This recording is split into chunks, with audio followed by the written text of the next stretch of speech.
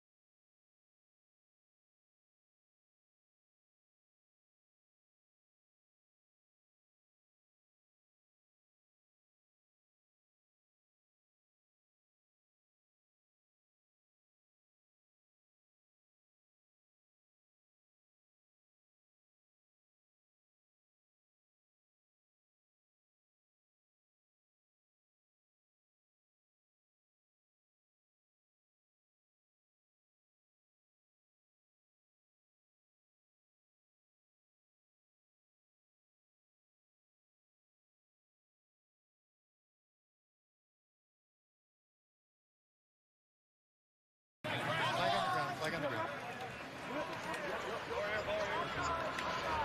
Yes, it's okay. Who's the foul on? Kicking team. Left screen. You have to work. See if Coach Ward wants to tack it on. He wants to re-kick. He wants to re-kick. All right, let's tee it up again.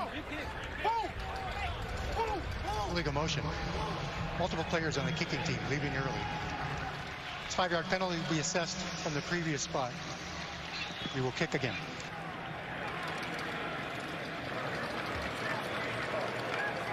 Going to give him a mulligan. And of course, you cannot move if you're the kicking or the return team until the ball is caught. And understandable here that with an offense that has at times had their fair share of difficulties, San Antonio opting for the re-kick because just a week ago, Fred Brown took one to the house, the first kick return ever recorded in the XFL. So Brown sneaking up towards his 10-yard line. This will be a short one. Takes it at about the 18. Couldn't find the first hole. And gets bounced backwards. Brandon Silver has led Houston to an opening score. Here he is with Chris Budden. Well, you miss a week, you get right back into rhythm. What was working on that drive? Yeah, a couple, passes I got to complete. But, it's good to be back out there with the guys. How you feeling after the injury? I feel good. I felt good all week. Told Coach Wade I was good to go, and, he gave me the thumbs up. So, I'm out here trying to sling it around a little bit. Awesome, I appreciate it. Awesome. Thank you. Back from a grade 2 tricep strain. Meanwhile, 4 different quarterbacks have started this season for San Antonio through 7 games. It's back to Jack Cohn at quarterback. Former Wisconsin and Notre Dame standout, and his first pass is complete as he works it in to Landon Akers. So here's the background for Jack Cohn. Made his mark in the Midwest, helped Wisconsin the Big Ten championship game, and they ended the season in the Rose Bowl in 2019 before transferring to Notre Dame, and he came out slinging. And set a Notre Dame record in the Fiesta Bowl for passing yards. Eventually signed with the Colts as an undrafted free agent.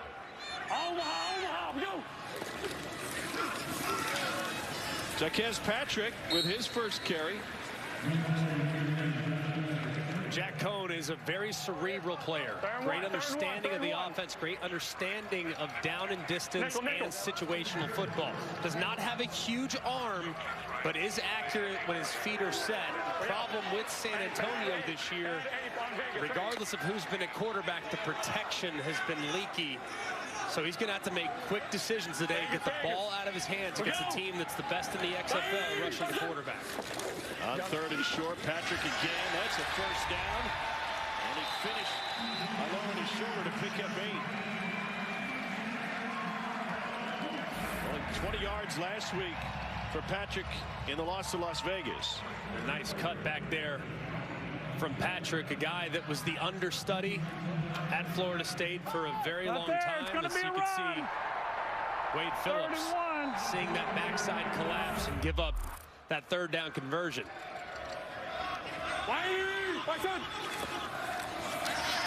Cohn working it to Patrick, able to thread the needle for a first down. Coming out of Florida State, some big moment experience for Patrick. Absolutely, and he was really the change of pace back there at Florida State. Didn't get as many opportunities because Dalvin Cook was the guy in front of him. Doesn't mean he didn't have talent. He's really good. Straight line, he's 240 pounds. He can get downhill. Proving, though, in the XFL, he can be a factor in the passing game as well.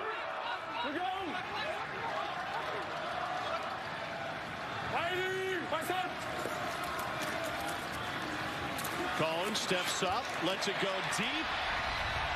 And a collision, but no flag, incomplete.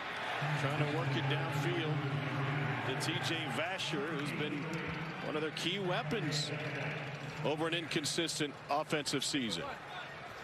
Vasher has great length. Problem with him is whoever the quarterback's been, and we've referenced it, there have been plenty. They haven't really given him an opportunity to use his length. He's 6'6", and there have been way too many long foul balls. And another one right there, even though Cohn had to get rid of it because pressure was coming off the left-hand side. Been a busy quarterback room for San Antonio. Cohn started the season. Juwan Pass started last week against Las Vegas. In between, there's Kurt Bankert and Reed Sinnott. Bankert suffered 3 fractured ribs last week. Was able to finish the game, but they weren't positive that he'd be able to go and be effective this week. And they added Paxton Lynch this week, too, former first-rounder. Most recently having played with the Orlando Guardians. So quarterback has been very up and down for San Antonio. Shift in the pocket, and that's complete for a first down to the 20-yard line. Landon Akers had a big game last week against Vegas with 75 yards on 6 grabs. A nice job here by Cohn, sliding in the pocket, buying just a little bit more time to allow Akers to run the over route. He squeezes it in between 2 defenders and picks up another big play. It's been a really nice start for San Antonio offensively. 8th play of the opening drive. Patrick again. They shuffled offensive coordinators. Jimmy Johnson is the play caller. Let's go nickel 13. Nickel 13. Somebody get nickel 13. Left hash. Let's go toy right, F back. Bad Twix, F gum. Hey, bad Twix, F gum. Bad Twix, F gum on Vegas. Ready? I've never had a bad Twix. They've gone Twix in the past. It's been a little bit of a screen. So let's see if they run that screen to the left. Go around. There you go. Now you should have a screen to the left. It should be good against pressure. Patrick sneaks out. Good hands. Got through the first. Got through the second.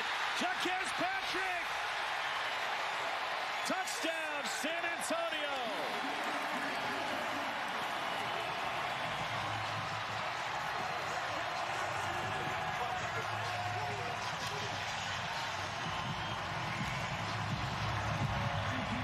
Jack Cohn back in action, didn't play the last 2 games, and Patrick doing the heavy lifting on this finish. Really close. They're looking at it. Great call. Pressure off the left-hand side. A.J. Hendy applying that pressure and just had the screen right into the face of that pressure as Dean Blandino will take a look to make sure that Patrick crossed the plane. 2 angles together at the half-yard line. It will be first down and goal. Let's see, Dean's already done with it.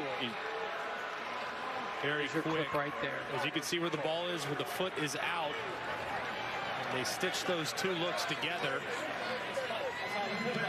Dean makes a quick adjustment, and it'll be first and goal for San Antonio. But don't take this for granted. They had 4 opportunities against these Roughnecks a few weeks back. First and goal.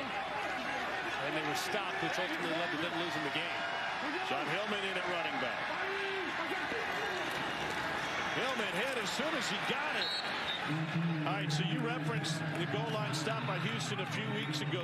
Does that change the way Jimmy Johnson thinks about this, or at least Hines Ward think we can't get stopped at the 2 again? Absolutely, and they're going to. Juwan Pass now coming into the game at quarterback as Jack Cohn is coming off. He gives you more of a mobile option, so especially on the left hash, I would roll the quarterback to the right.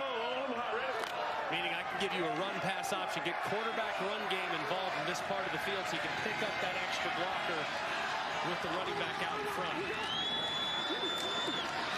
Pass keeps it, and he gets taken down behind the line of scrimmage.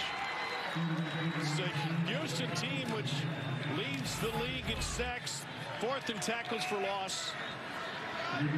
It's just extremely well played by Houston on the left-hand side. Really nicely done there by Rivers, number 47, who really blew up that pulling guard. Cohn back in a quarterback. Got to assume this is going to be a throw, which I would love to have seen on second down, but they're going to have to call timeout either way. The play clock's low. You think they're playing man in that situation? It's a must-win game for San Antonio. All right. Hey, did you see him doubling back? Hines Ward using a timeout here with the play clock. We either got we got that, or we got Satan Goat.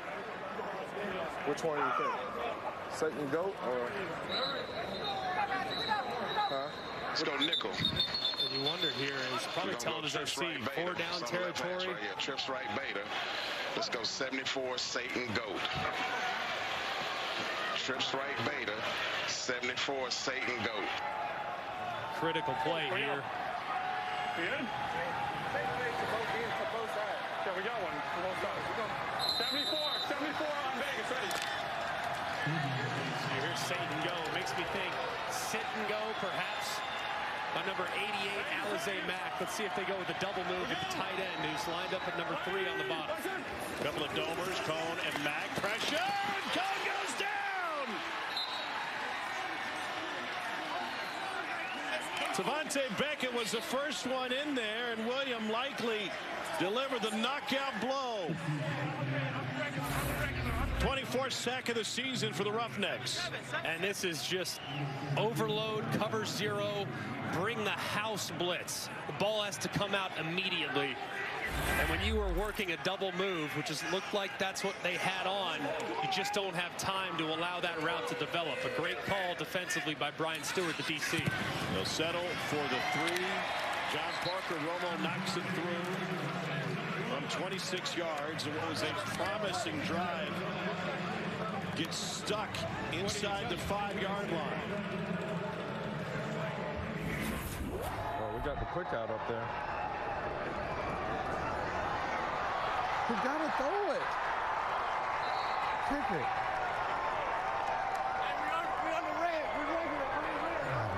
How does Little Caesars know when to bring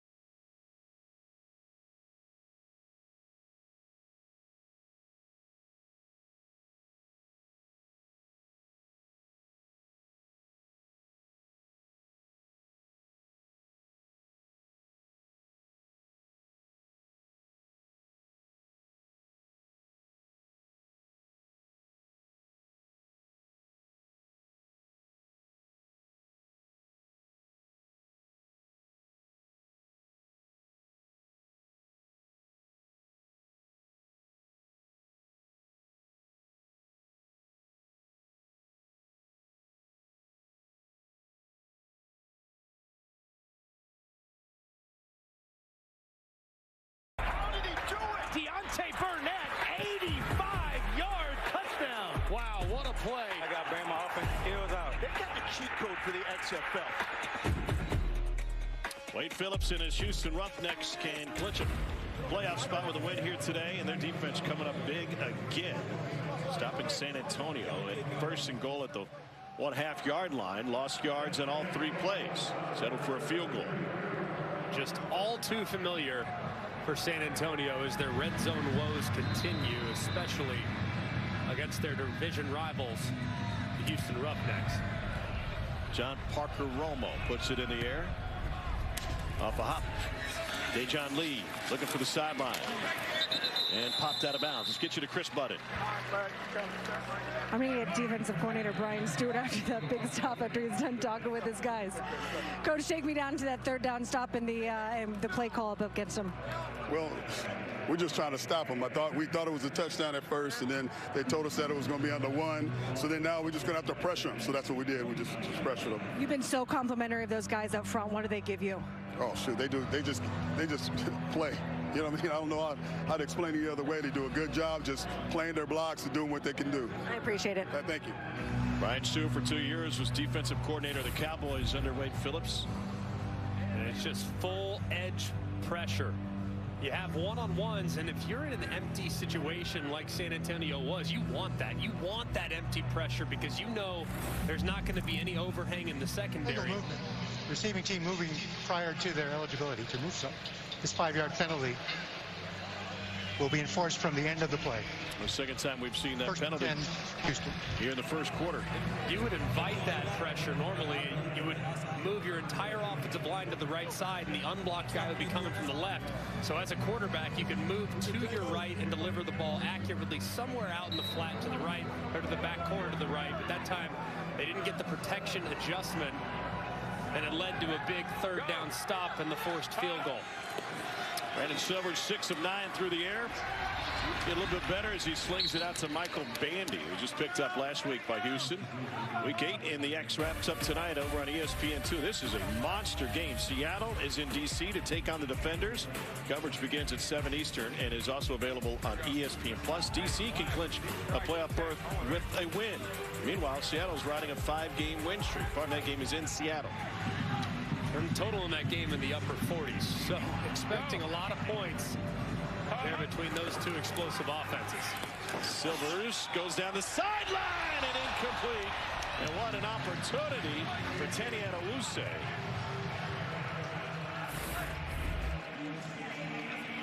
And as you can see, they are dropping that corner inside. Eyes are completely in the backfield the entire time. Silvers throws right exactly where Adewuse wanted it. And Hines Ward, the former all-pro wide receiver, saying that's why you play defense right there. You got to reel that thing in on the sideline. 3rd down 6 for Houston. To the slant, 1st down and more. And plenty of running room for Justin Smith, who takes it all the way to midfield. 21-yard gain. You mentioned that San Antonio is playing a lot of man coverage, about 90% so far. Yeah, I would say probably right at that 90% mark right there. You get such a great route against man coverage. It's a simple slant. You're running away. You get a receiver with quick action. You get immediate separation. You hit him in stride on time, and he's got room to run after the fact. Does Brandon Silvers want to see a lot of man coverage? All day long. Strength of Houston's entire team are their wide receivers, even in the absence of Jontre Kirkland, who was by far their best weapon. Their wide receivers are deep, and this style of offense is built to destroy man coverage. There's a lot of reads. There's a lot of things that you can throw at them, and their receivers are also very effective coming out of the backfield at the running back spot too. So I think San Antonio needs to get off man sooner than later. Silvers says, I got this. They've got an early lead after an opening 12-play, 70-yard touchdown drive, then a huge goal line stand by their defense. An XFL South matchup, and Houston has the early edge through 1 quarter. Move the chain, move the chain, move the chain, move the chain.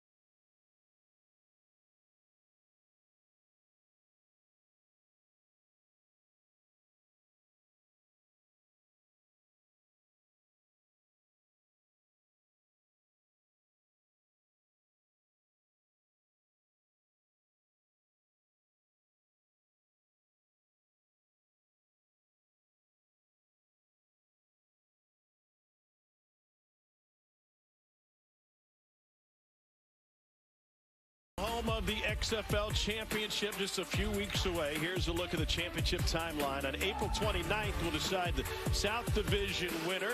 Division winner hosts that game. The next day, Sunday, April 30th, we'll be at the game to decide the North Division Championship. And after this weekend, there could be a three-way tie for first in the North. And then back here in San Antonio, May 13th. Sunday night game to decide an XFL champion. Tickets are available at xfl.com/tickets. Mike Scott loose, going through his dance moves. 2nd and 10.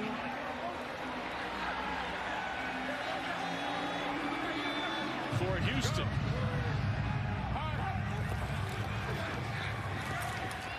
And they'll put it on the ground. Cole's down there with the other Scott. Delonte, how do you grade Mike's dance moves first? My brother, he a dancer, man. I give him 10 out of 10. Can you take us through this play, like when you're watching your brother out there? Tell us what you see. I see him sitting there setting the edge. When they try to bring the ball to us. Just take us through right here. Watch the play and take us through. All right. 3rd down. Yeah, get ready for a great rush. What's he thinking rush right now? Probably a speed rip. 3rd and short. Yeah, probably a speed rip or a dip. Oh, you drop him. And now Silver's trying yes, sir! Yes, sir! Yes, sir! Hey, full group effort, baby. Proper D-line out here, baby. Get Sean Downey with the sack, man. Check that boy out. Spin the Rooski. Yes, sir! 55, hit that boy with the spin move. Let's hit him. There's a spin move he was talking about by Deshaun Downey. He played his college ball at UMass and knocked the helmet right off of Brandon Silvers on 3rd down. Tell me about that spin move. Man, we've been working all week, man. That's on the whole D-line. We just been working. That's it. You set it up earlier in the game? Man, we just been studying all game. They've been oversetting all season, so we just taking advantage of what they're giving us. Thank you. That's great film work, and it results in a pressure that gets the ball back after a 38-yard punt. I'm pretty impressed right there with Mike Scott. I think he told us what every single defensive lineman did on that specific play. He said, oh, he's dropping. Oh, spin move. Like, he knew every single thing without seeing a replay or anything. Cole, how did he see all 4 rushers at the exact same time? If you talk as much trash as he does in game from the sideline, you have to pay attention, because he does not stop talking the entire time. Every time he's off from the sideline, he's running his mouth the entire time. Love that. Delonte and Mike, brothers from Texas, played at SMU and Oklahoma State respectively. Jack Cohn on the move. And a little bit of room after the catch for Deion Yelder. It's a pickup of 6. 28 NFL games under Yelder's belt. Originally signed with the Saints as an undrafted free agent in 2018 out of Western Kentucky. And these 2 tight ends for San Antonio are weapons. Yelder, big, physical at the end of the line of scrimmage. Really your more traditional tight end. And then you have Alize Mack, the former Notre Dame Fighting Irish tight end, who is really athletic and a real factor in the red zone. Cohn pressured and dropped. Man, they got there in a hurry. C.J. Brewer got the keys to the sack, and it's a loss of 7. Just miscommunication here on the right-hand side. Yelder blocks out, and the right tackle doesn't get out fast enough. So they just weren't on the same page on a quick little token play action in the backfield. And there's absolutely nothing Jack Cohn can do under that type of pressure. And right tackle Derek Kelly back in action after missing.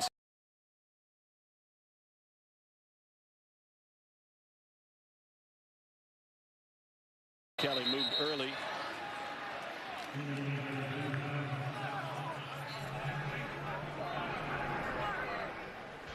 Neutral zone infraction. The 33, the defense. It's a 5-yard penalty. Still 3rd down. Ryan Stewart and Wade Phillips both saw something different. All right, here we go. Here we go. Tom, you mentioned that San Antonio offensive line. Dwayne Wallace getting his first start. He came over from D.C., been on the roster for... Well, he's only been on the roster for a week and a half. Wallace, 62 at left tackle. Yo, Vegas. We go. San Antonio caught a break. The neutral zone flag, 3rd and 6. Cohn going back to his right. And that's Vasher.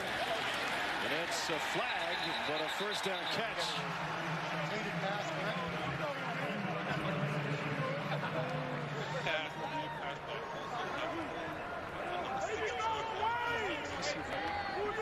They're going to find and take this. Oh, that's a 16. good look right there. 16 white. Hold on 16 white. Holding for 16 of the defense. Its penalties decline. The result of the play is a first down. It's Raleigh Tejada who got. Vasher, Cone doesn't like anything play side, works all the way backside. The coverage is really tight as a result of that hole, but look at the wingspan of Vasher, 6'6", being able to stretch out and get it. And now a huge gashing run, but Jaquez Patrick picks up 13. And San Antonio will move the chain again.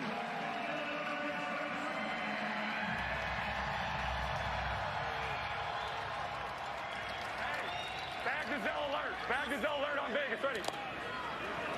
Bad Gazelle, it means the run is to the left, but when you call an alert, you can check it and move it to the right. Now, the run is going to go to the right-hand side.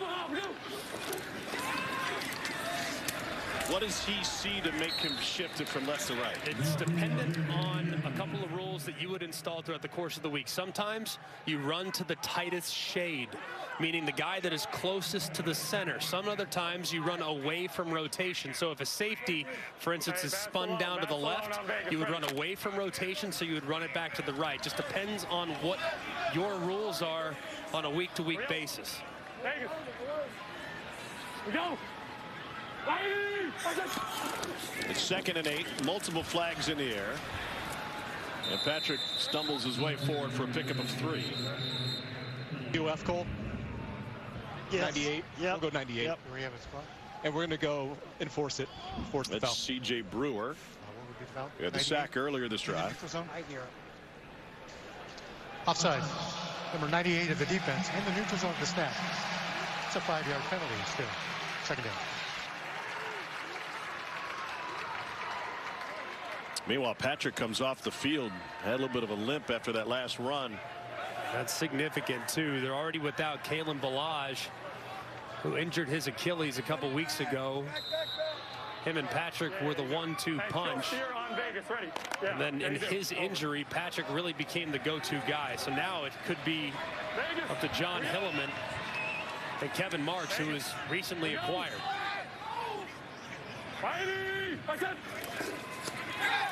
On play action, Cone gets out of the pocket and is able to scramble for the first down. Jack Heflin got a hand on him but couldn't bring him down before the marker. A good job of Cone stepping up in the pocket, recognizing the coverage good. Go get what you can. Don't hold on to it forever.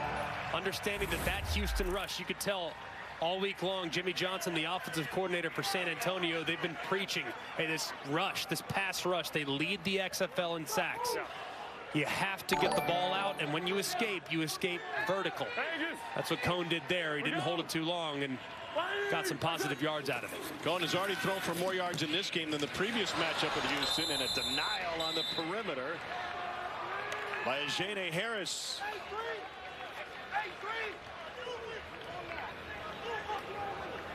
Stay nickel. Let's go 7-fact. 269 dragon card. Come on now, let's get a completion. 7-fact, 269 dragon card. Let's go. 2nd and 10. Vegas, we go. He should have a slant down here to the bottom. Could have an opportunity. There it is. And it's good for a first down and a shuffle for more. Fred Brown out of Mississippi State picks up 19. Nice job here, recognizing where that hole in the zone is going to be, gets the ball out quickly, and picks up another nice gain with the completion. Cone 7 of 10 for 90 yards. Vegas. In the first matchup, he went 8 for 20.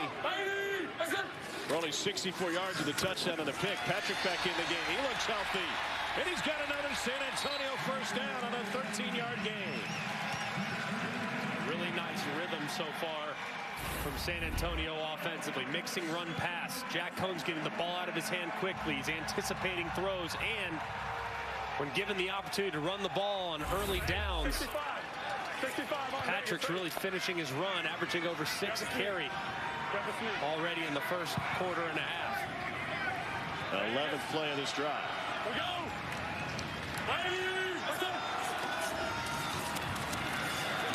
Cone got tripped up and gets taken down. Jack Heflin with the sack. Glenn Logan of LSU was in there as well. And Logan is still down. Well, Jimmy Johnson have a little bit more time to think about the next play call. Logan, a 4-year starter, part of that incredible national championship team in 2019 at LSU under Ed Orgeron. And in the time he got out of college, signed a deal as next in line WWE deal.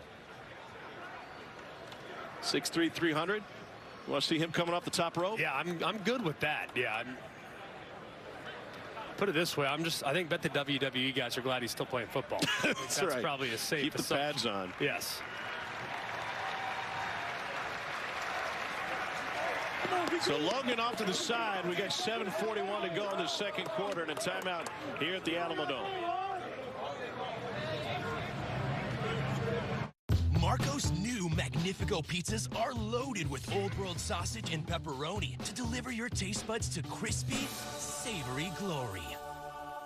And it all starts at $9.99. Marco's. Pizza lovers, get it. If you shop with the Walmart app, you know everything you need is right at your fingertips. So you can spend a little less to get a little more to make life a little better. You decline me.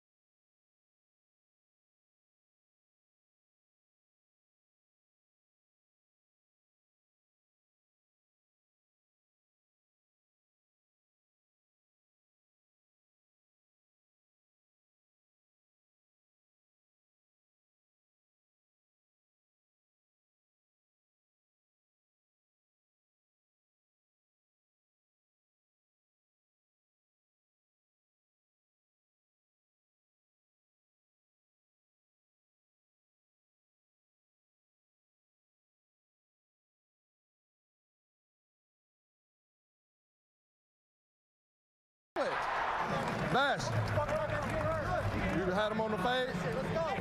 Tell him now, if they all out blitz, throw the fade. He's got to get the ball out of his hand. Yeah, when they get down in the red, you got to anticipate zero. Yeah, just when they go zero, just give them heat because he's gonna play hard inside on that. Yeah. So if they blitz, just throw it up to Bash. Two things we learned there. All-out pressure, ball's got to come out quick, right? We understand that. The second thing, there has never been a receiver that's ever been covered, ever. So when Hines Ward asked T.J. Vasher if he had him on the fade, that wasn't a real question. That was a rhetorical question. He knew the answer before it even needed to be said. 2nd and 13 now.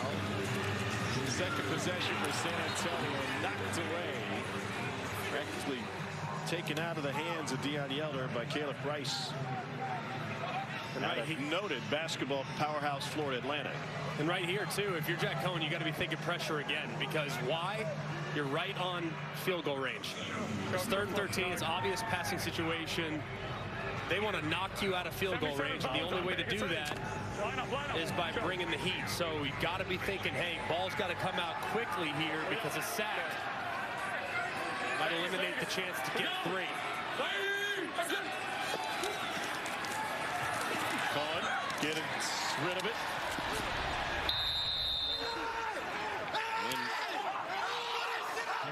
Jose Mack picks up a few.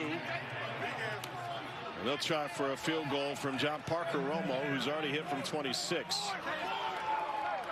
And they brought the heat again, too, and they had it nice and protected with the nice 7-man protection. He finds an outlet to make this field goal 3 yards easier. 42-yard attempt. Indoors. Off the turf. And good. We are tied at 6. San Antonio 6 the hard way. Houston missed on its point after. And Jack Cohn to the tablet. Try to get a little bit more efficient. We're tied up.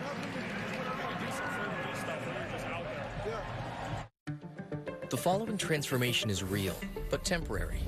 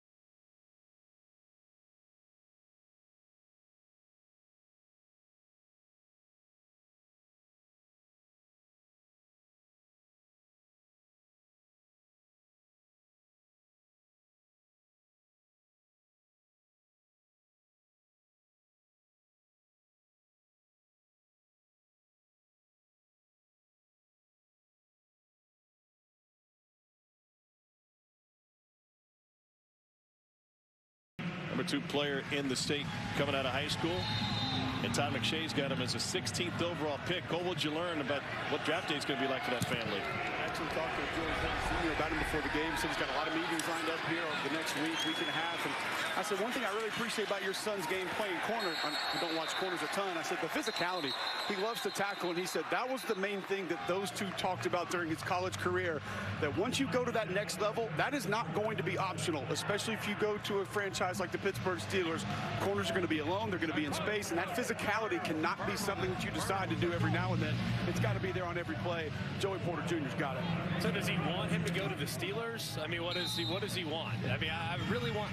You're like that much of a diehard, so ingrained in the Pittsburgh Steeler culture. I mean, what if he goes to Cincinnati? How weird will that be? Well, he's meeting with the Ravens this week. Here's a swing out to Borghi. And he gets bottled up. The funny thing is, I feel like Joey Porter would have been a great Raven. You know what I mean? Like the Steelers and Ravens are kind of cut from the same cloth. Like physical, you know, want to just absolutely maul you at the line of scrimmage. I mean, that's who they are. So if he goes to the Ravens, that would make a lot of sense, but that would make for an interesting dynamic 2 weeks a year when the Ravens and Steelers are playing each other. I think it'd make more sense to go to the Steelers as a Steelers fan who hasn't drafted a decent corner in about 2 decades. How do you really feel? On 2nd and 2, Cedric Byrd can't get back to the line of scrimmage. Jack Kerner coming up to make a big stop. He was signed by the Saints as a free agent coming out of Iowa. 2nd team all Big Ten. Here we go. Turn back, purple. You hear purple again. That's when they'll go up, take a picture, see what they're in defensively, and then get an optimal call. Once again, it's looking like man coverage here. So here, Bucks, that'll be a handoff, and I like it a lot. There's only 2 guys on the left-hand side. Borgie has space, and he picks up the first down. It turns into a simple math equation, huh? G-Mac, A.J. Smith was telling us about that on the field before the game. He said, I feel like I can get that defensive front 7 misaligned on a regular basis. He did it the last time those 2 teams met and obviously found a way to steal yards again right there. And right there, you have 2 defenders on the left side of the center. You also have leverage with the center against the defensive tackle. You pull a guy around, and next thing you know, football's all about numbers and leverage. That time, numbers were very much in Houston's favor. Silvers with a hitch. Here's the goal. Open, but incomplete. Deontay Barnett, intended receiver. Okay, here we go. Go Charger. Trips right up. X-Pac. F-shift X-Pac. Blue. Trips right up. Blue. So A.J. Smith's manila folder last weekend. Pickleball champion written on the back of it. He said that was a message to my nephews in Utah who think they could beat me at pickleball. Just a little reminder. On 2nd and 10, a bullet incomplete, and a flag down. Trying to get it to Justin Smith. He got taken down before he got to the middle of the field. Okay, right there. I'm on the ultimate too. Boom. Where's my flag? Defense 28. Flag good. Jack Kerner in coverage. Pass interference. 28 of the defense. The penalty is a first down at the spot of the foul.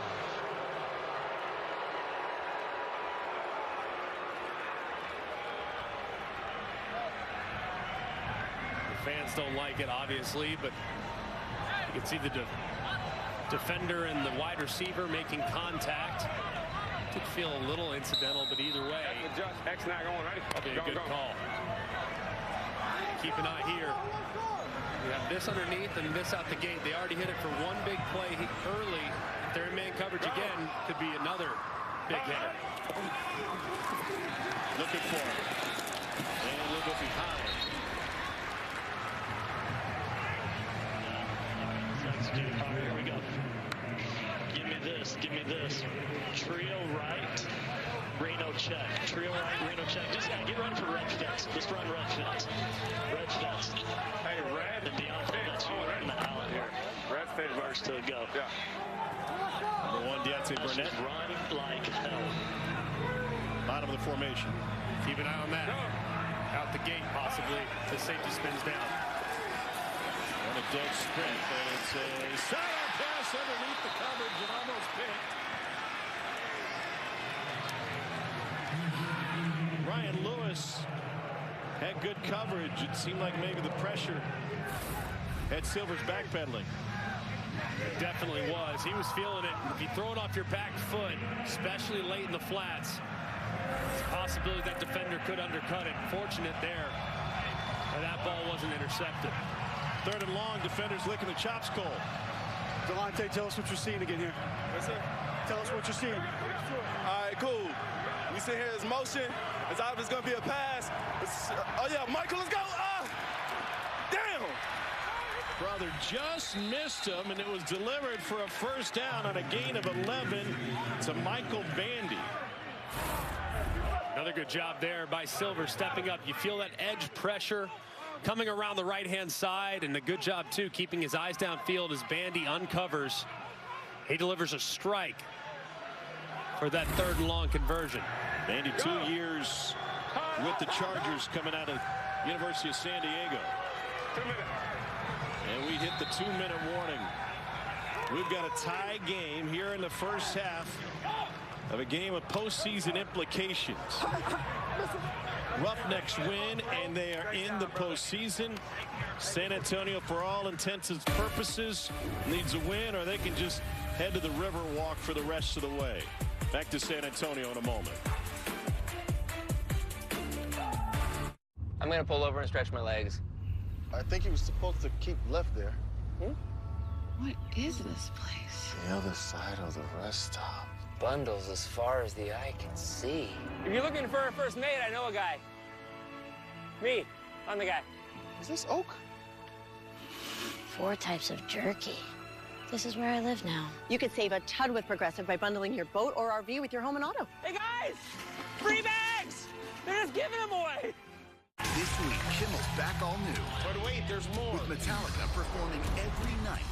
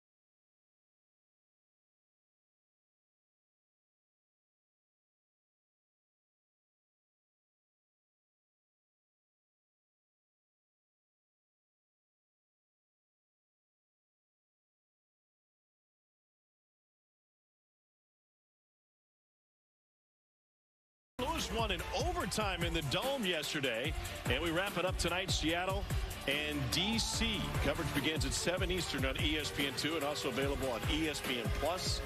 The Dragons can clinch a playoff berth with the win. And Seattle, riding a 5-game winning streak, can tie for the North lead with the W. That's going to be a heck of a game. I can't wait to watch it.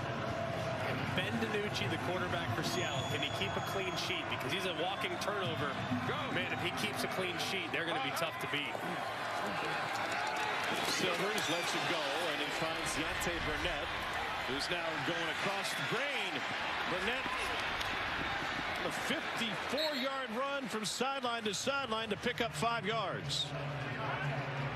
Wow. I mean, Brandon Silvers just got absolutely destroyed. Watch off the right-hand side. Gets beat inside, and he gets high load in the backfield. Let's take a listen.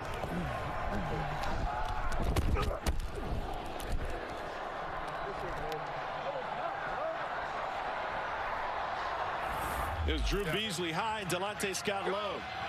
Man, that's a big shot. They'll ask him to throw following it.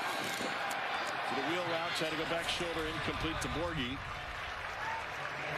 It doesn't seem like much, though. I mean, those hits, they probably always look worse than they actually feel. I'll say that. Okay. But the message that's sent to your guys, if you pop right back up, goes a really long way. Now, that right tackle, I want to kick him as hard as I possibly can right in the behind. But he's hurt. He feels worse about the hit than I do. So it's great to see the quarterback get right back up. That sends a right message. There's 6 of 7 on 3rd down today. Shot to the end zone, and it's knocked away by Barku. Luke Barku got a challenge from his head coach Hines Ward last week. And Hines Ward fired up about a flag that didn't come.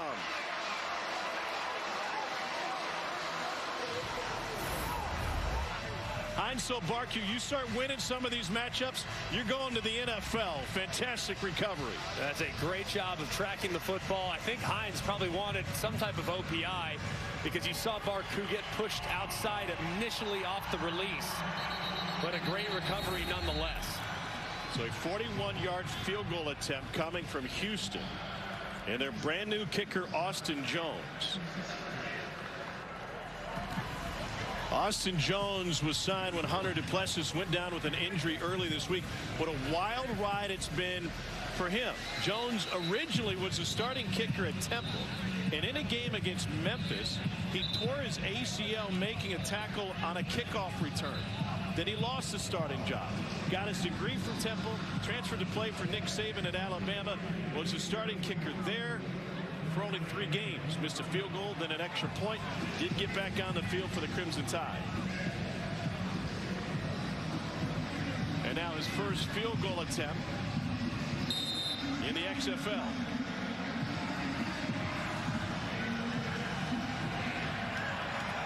From 41 yards in the lead.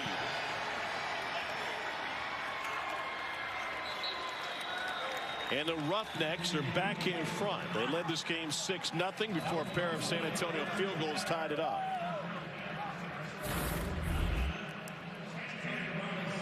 Perfect snap, matches laces. Nice high arcing kick. Right through the middle. And Houston takes the lead by 3. So we got 15 total points in this game. The over-under is 38.5. Pick your flag out and then put it back. All right, I'm telling you, I'm about to blast y'all if y'all don't sit there and make the right call. Make the call. You saw him was holding. You saw him was holding. He was about to call it. No, I'm about to blast all y'all. I'm about to blast all y'all, man. Y'all killing us.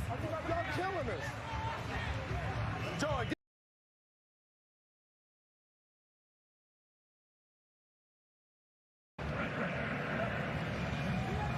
tell you what, I can probably take Hines' wrath, but if Joey Porter starts going after the officials, that might change some of my decisions.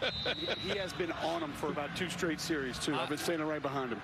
And I know Hines will go in there and he's not afraid of a little toughness, physical stuff as well, but Porter might scare me.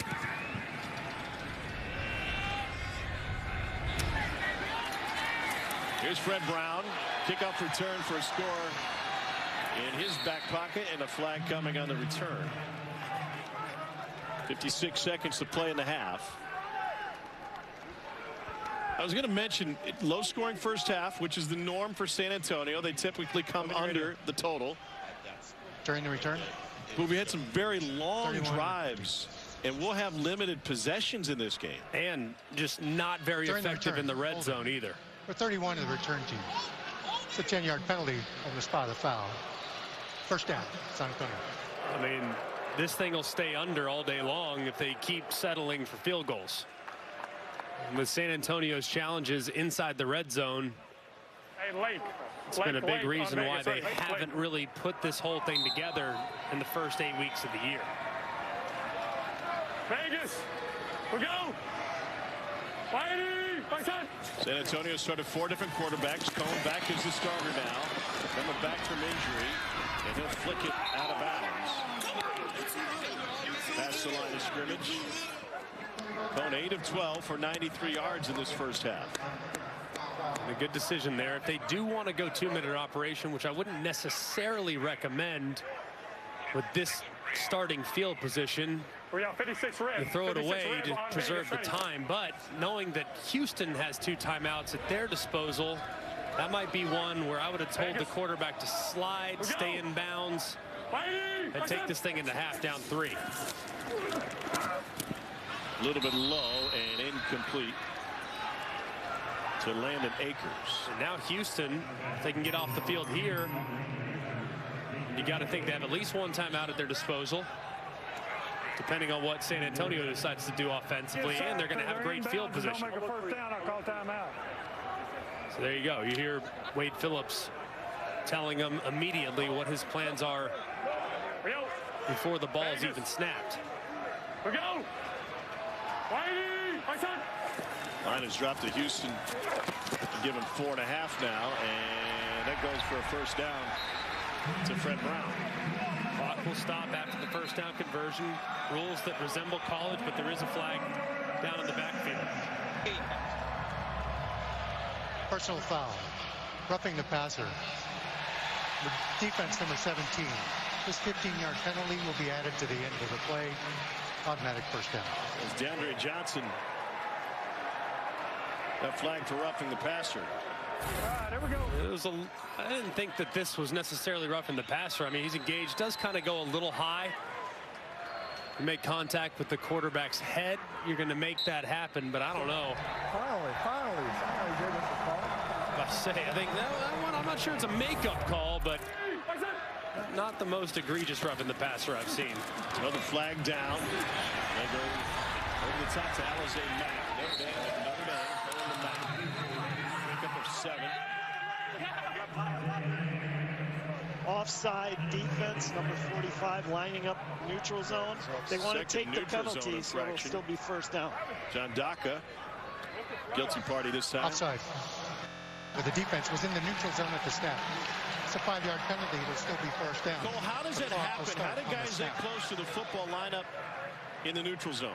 Well, a couple things. One, you're always trying to push the limit. You always want to try to get as close as humanly possible. And a lot of times when you look down, you lean a little bit further out. But there are certain center can do with the football where he kind of inches it a little bit forward when he addresses it and maybe potentially gets you into that neutral zone. You just got to know where the ball is and make sure you're behind. Can't imagine a center engage in gamesmanship like that. 2 inches he just gained right there. Yeah. That's how McElroy spots his ball on the green. Move the corner up a little bit. Pressure on Cone. And incomplete. 28 seconds left.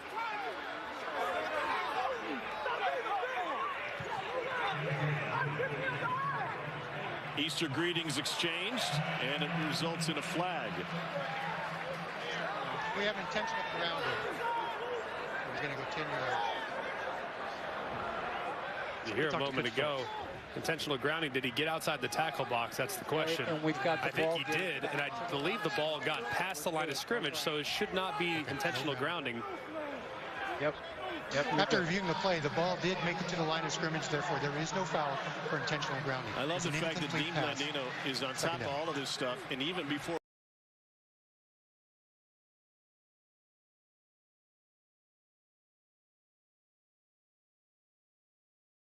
that you can't see in real time. So the transparency as far as the officiating in this league is second to none. I wish it would be adopted at all levels of football. Might be a little much for middle school. 2nd and 5. Cone over the middle. Alizé Mack again. And he's going to give him a 3rd and 1. Savante Beckett with the stop. And they'll use the timeout. As a kid from Texas, I can assure you middle school football is a very big deal. We might from the Dallas-Fort Worth area, and we take our middle school and high school football very seriously here, Tom. 3rd and 1. What's a good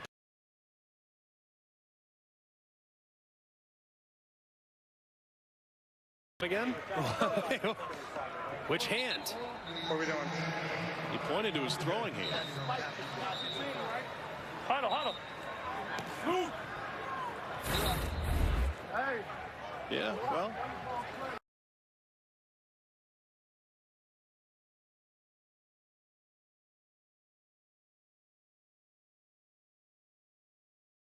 Omaha. Good ape on Omaha. Ready. Good ape, so a little handoff to the right-hand side, getting the first down, and then I would usually call 2 plays here. Get the first down, then you're immediately up to the line of scrimmage, or you can clock it. So right here, you would get up and clock it immediately. He's going to hurry back. This Charles Riley. Riley crawling around and was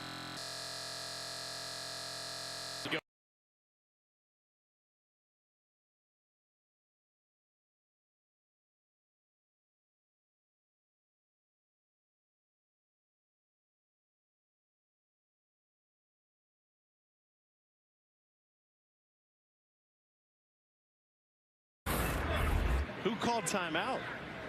You can see the helmet on the left side right there.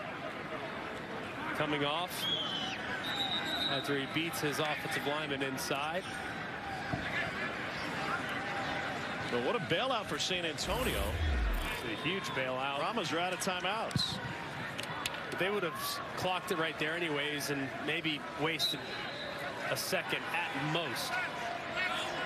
But like you said, getting other play calls in, a chance to collect their breath. Cone over the middle, intercepted! William Likely had it thrown right to him.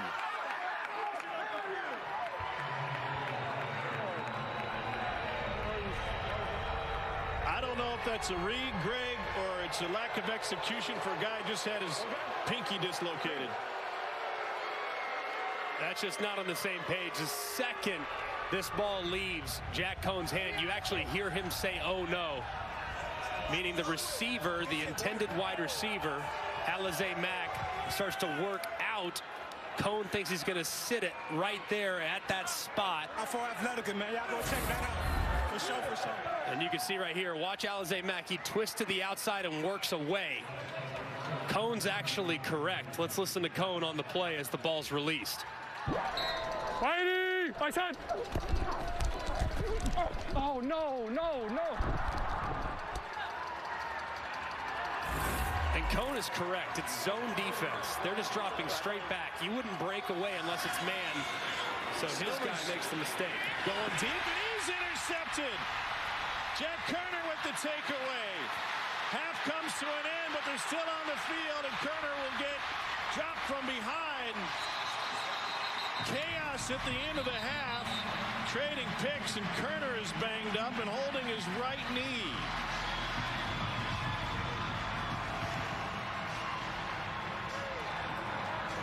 Well, Silvers was going to take a shot.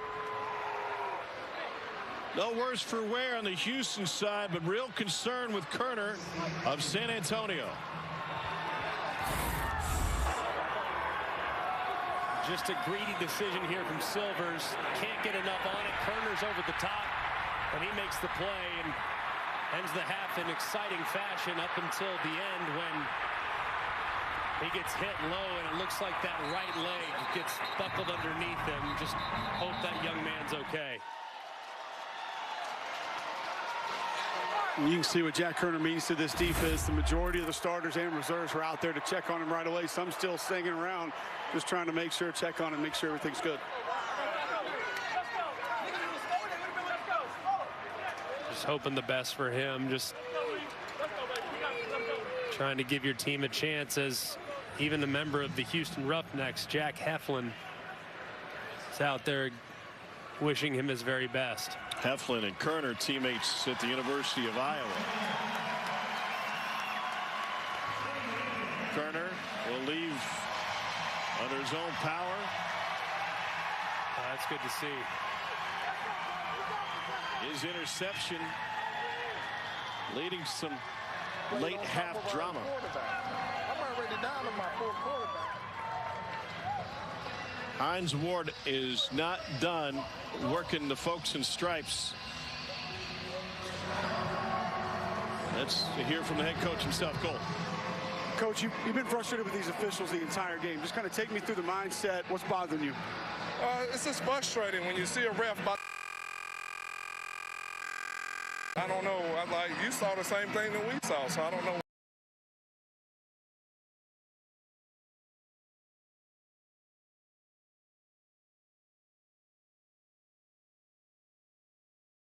Offense felt like they found a little bit of life there. The quick game seems to be helping you guys out. That was a major emphasis for you. Yeah.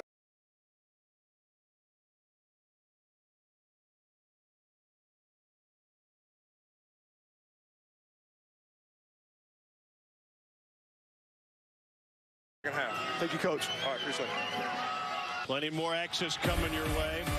Silver's late interception, the only mark against him. He threw for 109 yards and a touchdown. Last week in the league as we move closer to the postseason. Houston needs a win to lock up its.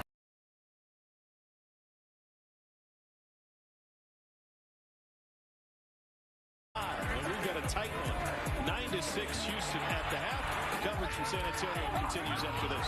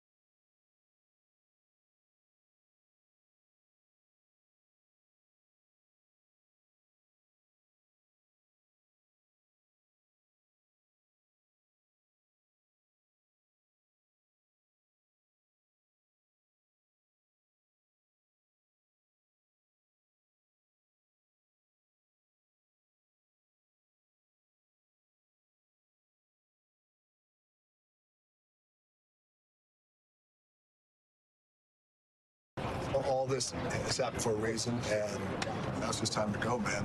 Thank you. All out. Thank you. I will. I need this to work. Not for me. I'm going to be okay if the XFL doesn't work. But there's a real rage for me to make this work for players. What a really cool scene between Dwayne Johnson, Danny Garcia, and Cole McDonald back in camp. The 9-part docuseries Player 54 gives you an all-access look at XFL players and coaches. Episode 6 coming your way Thursday, 5 Eastern, 2 Pacific on ESPN2. And all episodes available on ESPN+. We got a tight one, 9-6. Houston with the lead over San Antonio. Jack Cohn back at quarterback, playing with a dislocated pinky. Cole, what do you got? Jack, how's the pinky first? Oh, it feels great. Yeah, it's all good to go. Offense felt like it found a little bit of life in the second half. I know an interception late. Does it help you get over that pick? We heard the audio of you knew right away when you let it go. Is it easier to kind of move on when you realize that fast what happened?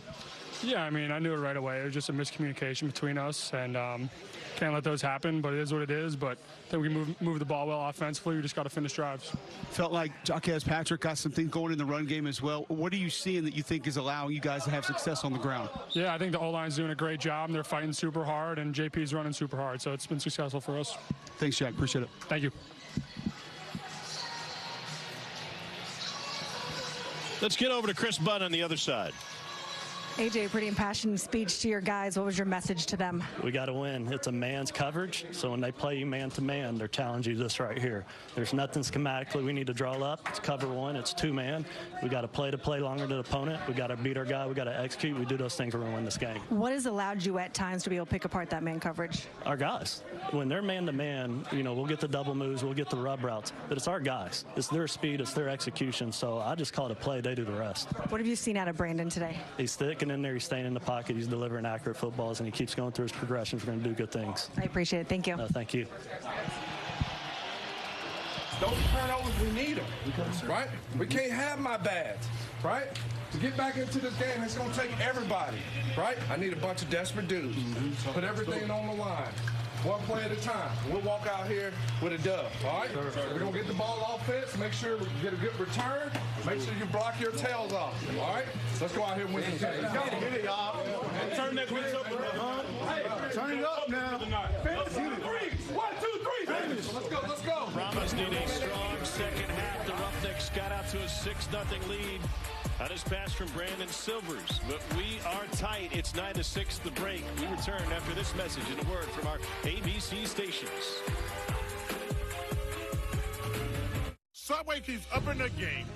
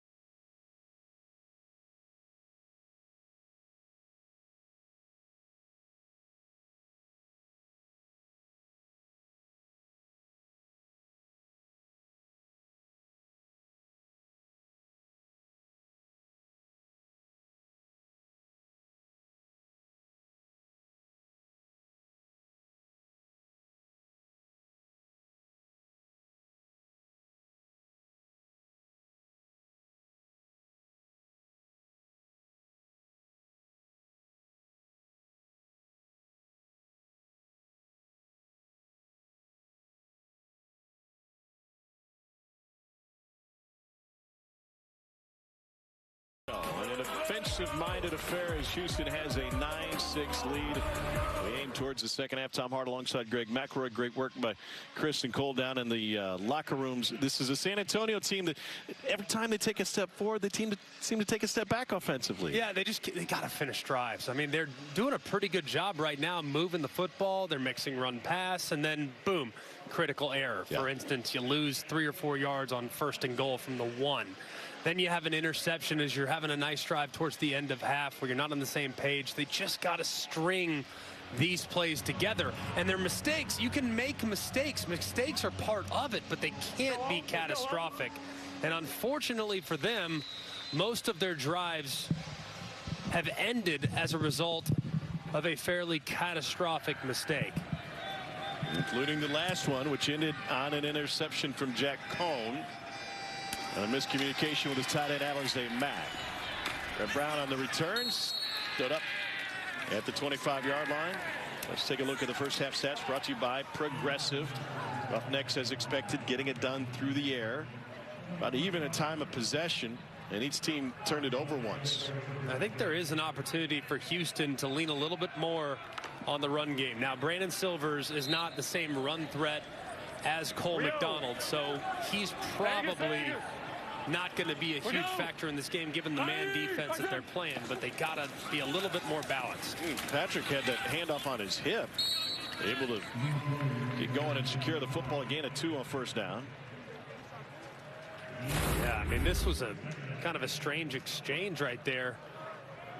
Probably thinking that Jack Cohn was going to pull that ball on the zone read, but Patrick hangs on to it just long enough to grab it on the hip. Fortunate that that thing didn't fall to the ground. Cohn led Wisconsin to the Rose Bowl, Notre Dame to the Fiesta Bowl, and they run it again to set up 3rd and 6. Notre Dame record 366 yards and 4 touchdowns in his first game with the Irish. Then a Fiesta Bowl record 509 yards and 5 touchdowns. We go. Vegas. We go. And Patrick back. They're down 6, looking for Patrick, and it's batted up and intercepted. Big guy running, Trevon Mason, and he gets cut down inside the 10.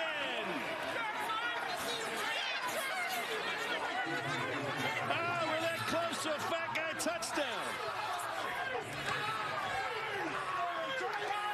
315-pound rumble and 6'5" to get his paw on it.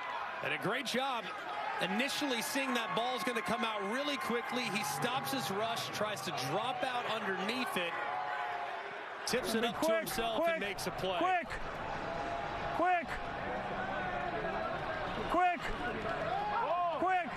Got it! Go!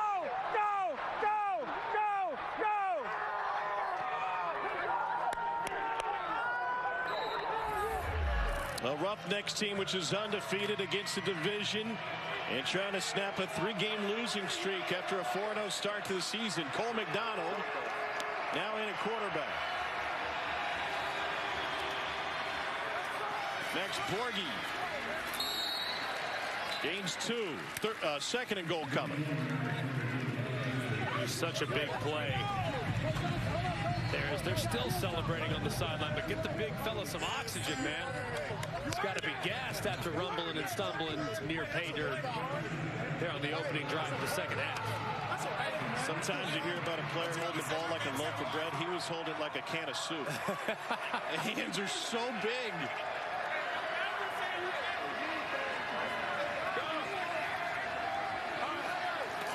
Now 2nd and goal. Shot. Touchdown. 5-yard strike to Garrett Owens.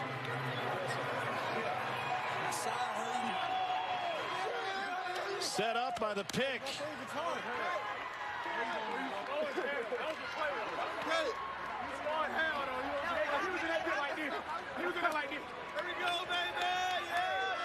The punt provoker has made the trip to San Antonio, and his team with the lead. They're going to go for 1. And look for a 10-point advantage. They're 0 for 8 on 1-point conversions this year. Borghi gets it in.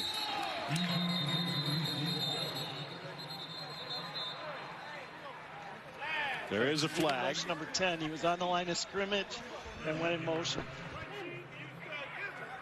A Justin Smith flag. Illegal motion. Offense number 10. On the line of scrimmage went in motion. It's a 5-yard penalty. Try will be from the 7. Next play, Garrett. They'll back it up. This is still only worth 1. Here we go. Trips right, Brown. Owen, ready? Trevon Mason set it all up with the pick.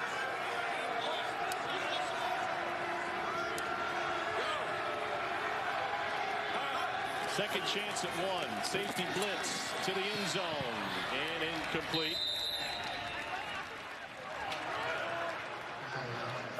So the 6 came easy thanks to the short field. Just a 2-play 7-yard drive as Owens out of Duquesne takes it in, but it was Trevon Mason who set it up. He's with Chris. Yeah, Mason, glad it took a little bit to get to this interview. We're breathing real hard. How are we feeling right now? I'm tired. My hip hurt. I thought I was going to hurt the quarterback. I got to get a redo on that one. Take me through what you saw in that pick. Man, I ain't going to lie. I seen the lineman wasn't really blocking me. And I sniffed it out, smell a rat. Screen. I seen him throw it. I tipped it, but I didn't think I was going to catch it. But it came back to my house. Oh, baby, let's get it. Then I tried to score, and then it was just... How badly do you want to score, and how'd they catch you? I don't know how that quarterback caught me, but he caught me, though. I don't know. I need to get back in the lab for real, because that was bad. No way a quarterback should have caught me. You're going to hear about that tomorrow. By the way, I've been told many times by coaches and players, please do not interview him. You're going to have a big head after this moment? Nah. Very humble. You know what I'm saying? Very humble. They just say that because I be talking crazy. I say what's on my mind. That's all it is. Thank y'all, man. Thank y'all. Appreciate it. Humble just like you two guys up there. That's right. Although we can jump over a phone book. He said he was going to hurdle the quarterback. He didn't get off the ground. Solid return for Fred Brown. He said, I thought I was going to hurdle the quarterback. You got to have the excuses built in. He said, oh, man, my hip hurts. Like, I like it because you know tomorrow when they put this tape on, because of the result, you can absolutely crush him. Like, you would never crush your boy after he makes a bad play. But after he makes a great play, sure, you can wear him out, especially if you get hawked by a quarterback from behind. He said he sniffed it out. You could hear his head coach yelling, quick, quick, quick. Even before the pass, Jaquez Patrick carrying the load, pickup of 7. It was a great play, great recognition.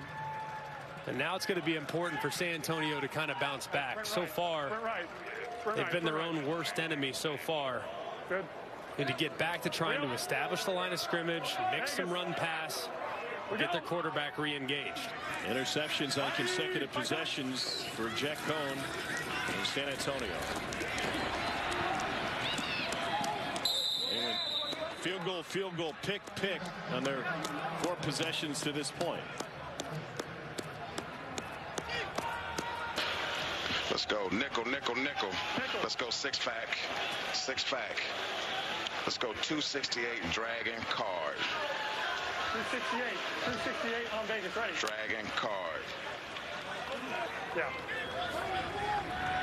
3rd down 3. Vegas. They're 5 of 8 on 3rd downs today. Should have an opportunity for the slant right here and a flat. They hit it earlier for a big 1st down. Pressure from the edge. Cone incomplete. He had Fred Brown.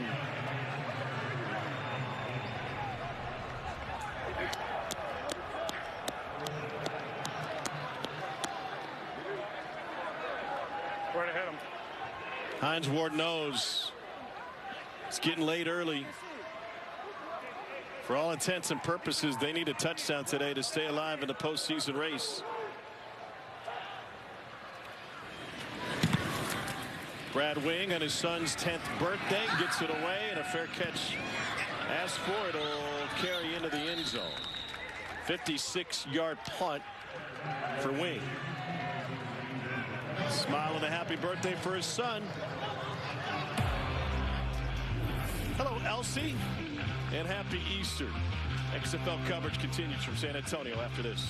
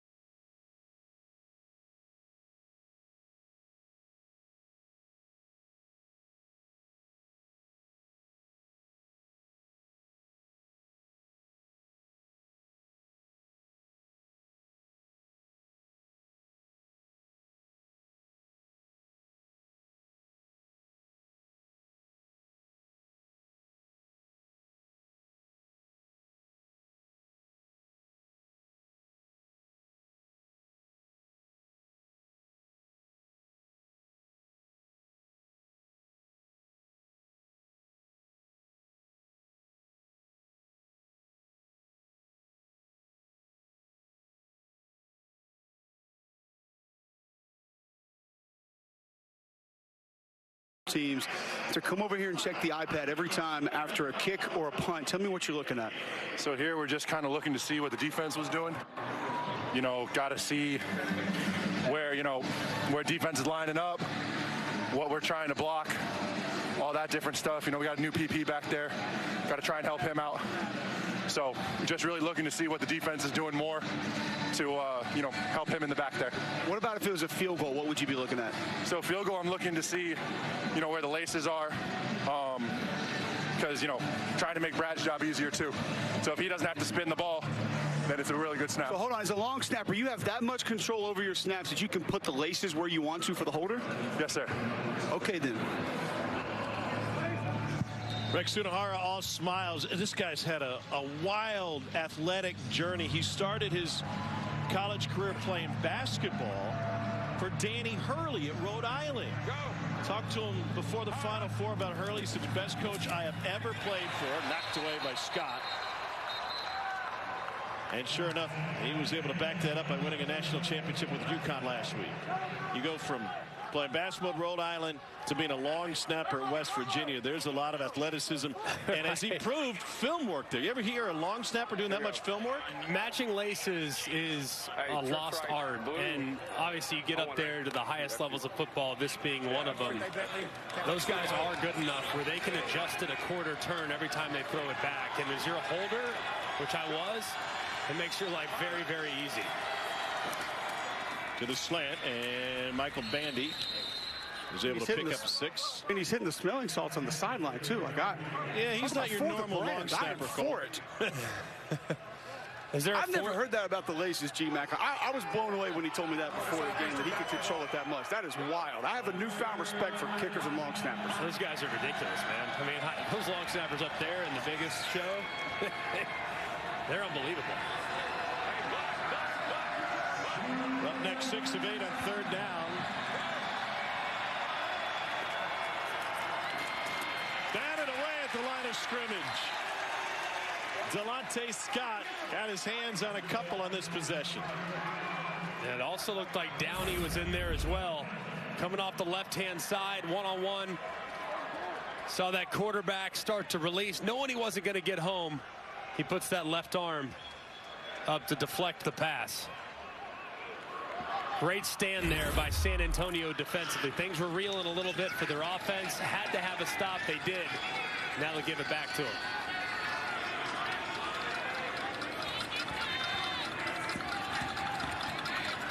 Terrell Bonds back to receive this punt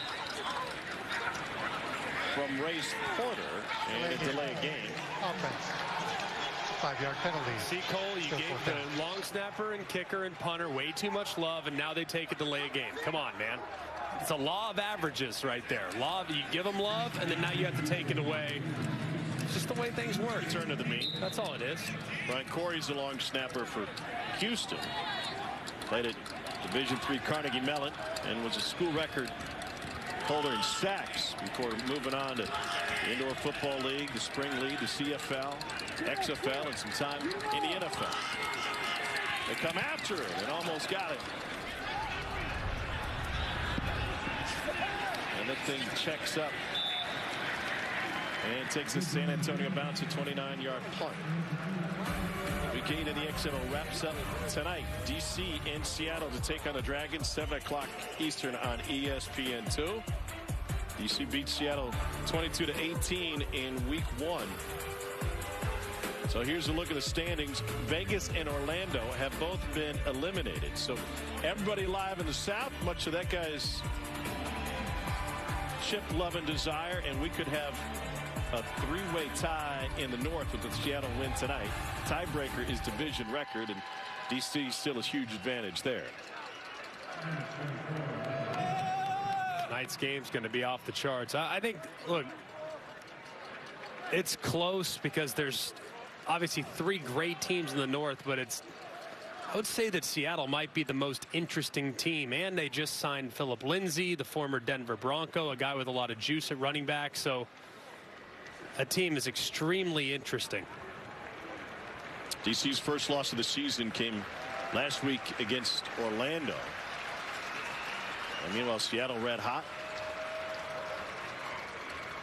DC with a win would host the North Division Championship. Keep them undefeated. You saw Ryan in division, I should add. Ryan Lewis helped off the field a moment ago by the athletic training staff. John Hilleman able to pick up 8 on first down. You hope Ryan Lewis is okay as he was helped off now in the medical tent. Very emotional as he was going to the sideline, and San Antonio with another nice 1st and 10 run to open the drive. Now what can they do with it?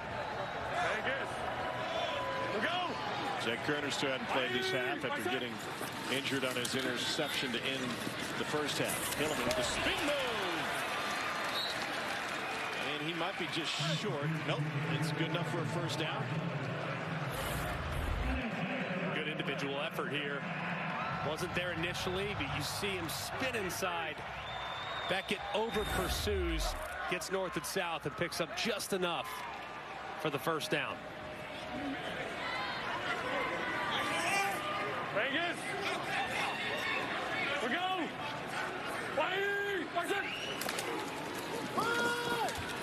They run it again. Hilleman picks up 3. Let's go double F up. Fake bad frog pin.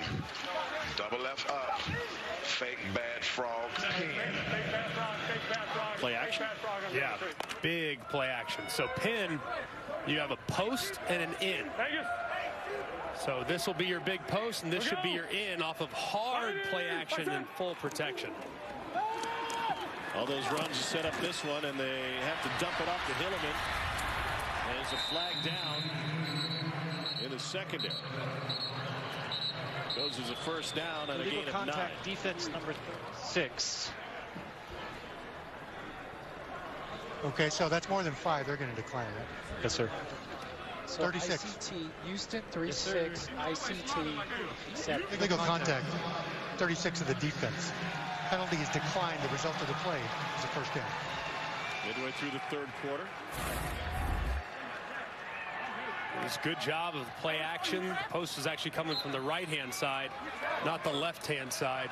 You see number 36 right there with the contact and the contact. And the reason why it was illegal contact is before the ball was in the air. So you see the contact there. It's a good call by the official, but didn't need it, obviously, with the first down conversion.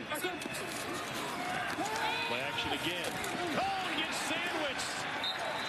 Another sack. Glenn Logan leading the way for Houston along with C.J. Brewer.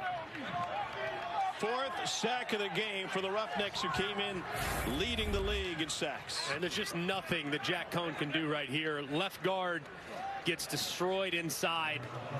And as he's coming off of his play action, he already has Glenn Logan, who's right in his lap. The right side collapses as well as Norman Price is pushed back. Just nothing the quarterback can do. Omaha, go! It's a dangerous to run play action with a struggling O-line. The screen, get a few back to Landon Akers. Late hit. San Antonio's out of challenges. Hines Ward used it on his first defensive possession. Let's go left hash. Let's go nickel, nickel, nickel. Let's go trips right alpha. 74 rib. Ice smash wide delay.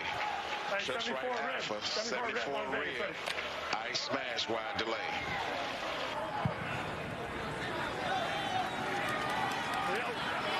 Here's your wide. That'll be your outlet if your smash isn't there.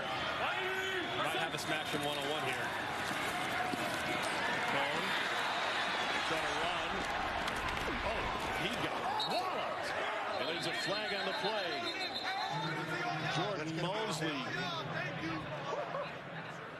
delivered a hit. We got two fouls, guys. We got two fouls. We actually have three. So hang on here. Wow. DeAndre Johnson is still down, injured. What do you have? Let's come over. Cone with a wow.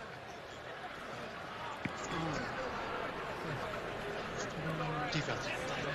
Holding offense, number 59. Okay, so we have two holding fouls, Yes. one by each team. Savante Beckett is also offset. injured. It's going to be a hold. Cancel. Yes. We're going to What was replay the number again, Milton? hold Number 3 59, and 59. San Antonio, OH. 59 offense. There are fouls by both teams. The penalties will offset. Holding, the 3 of the defense. Holding, the 58 of the offense. Ball will be returned to the previous spot. Third down. A good job of stepping up. Nothing open downfield. Saw the hold downfield. That looked like it was where Jack Cone was going to go, but look at him finish. Understanding the down and distance, knowing you have to he also says wow at the end as he gets hit hard along the sideline. 268 on Vegas, ready. Yeah. 8th play of the drive. Vegas. We go. Four-man rush.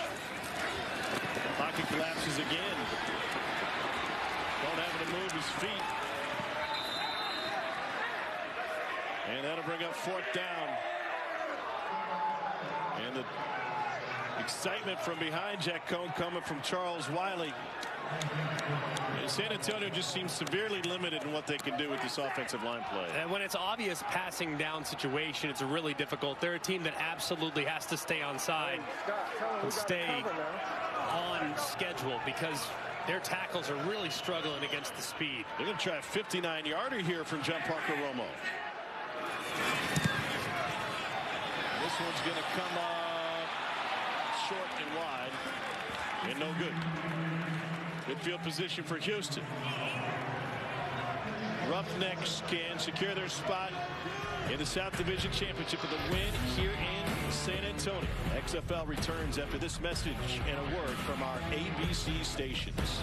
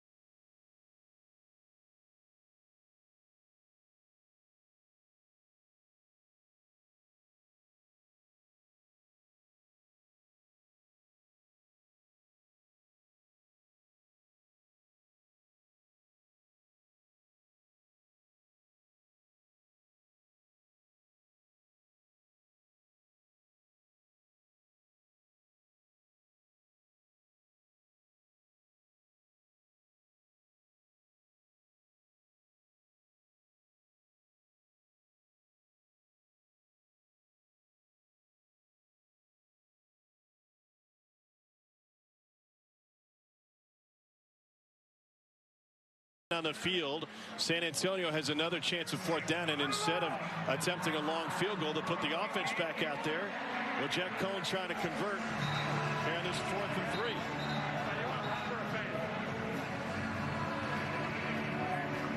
What, a pop or a fade? Who's he talking to? Basher, maybe? They're 7 of 12 on 4th down this season.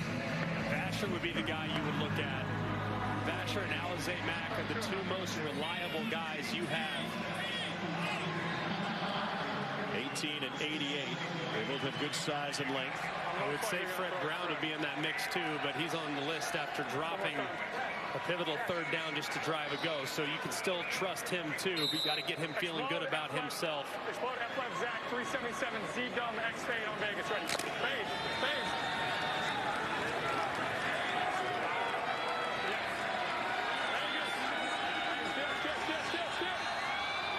Pivotal play for San Antonio. Got to work the tight end side. That's where you want to be, left side. Kerner, quickly, Cohn, and it's dropped. But Fred Brown, you mentioned it before. He had a drop previously as a quarterback, as an offensive coordinator. Does that enter your mind? It should, but then again, he's been a reliable weapon. He's 29 years old, has played a lot of football. Ball was a little low. One that he's got to be able to handle, though. It is at the kneecaps. Not saying it's an easy catch, especially when that nose is down. But that has to be one that he's able to reel in. That's now consecutive pivotal drive-ending plays. So now it's up to the San Antonio defense without one of its stars, Jack Kerner, who got injured at the end of the quarter after a long interception return. Cole is down on the San Antonio sideline. He's got Jack to walk us through what San Antonio is trying to do defensively. Jack, you're calling out ball there. You can't help it, can you? No. Yeah, like I said, unfortunate things happen. You just got to roll with the punches. I want you to take us through just kind of what you're seeing here defensively, if you don't mind, just kind of through your eyes as a safety who's normally in the game. Yeah, so, we're knowing that they like to get their guys in space a lot, so we're trying to do as much as we can to eat up the space when they're getting their good little backs in space. But, we see him coming out here in a 2x2 formation here. It's like man coverage.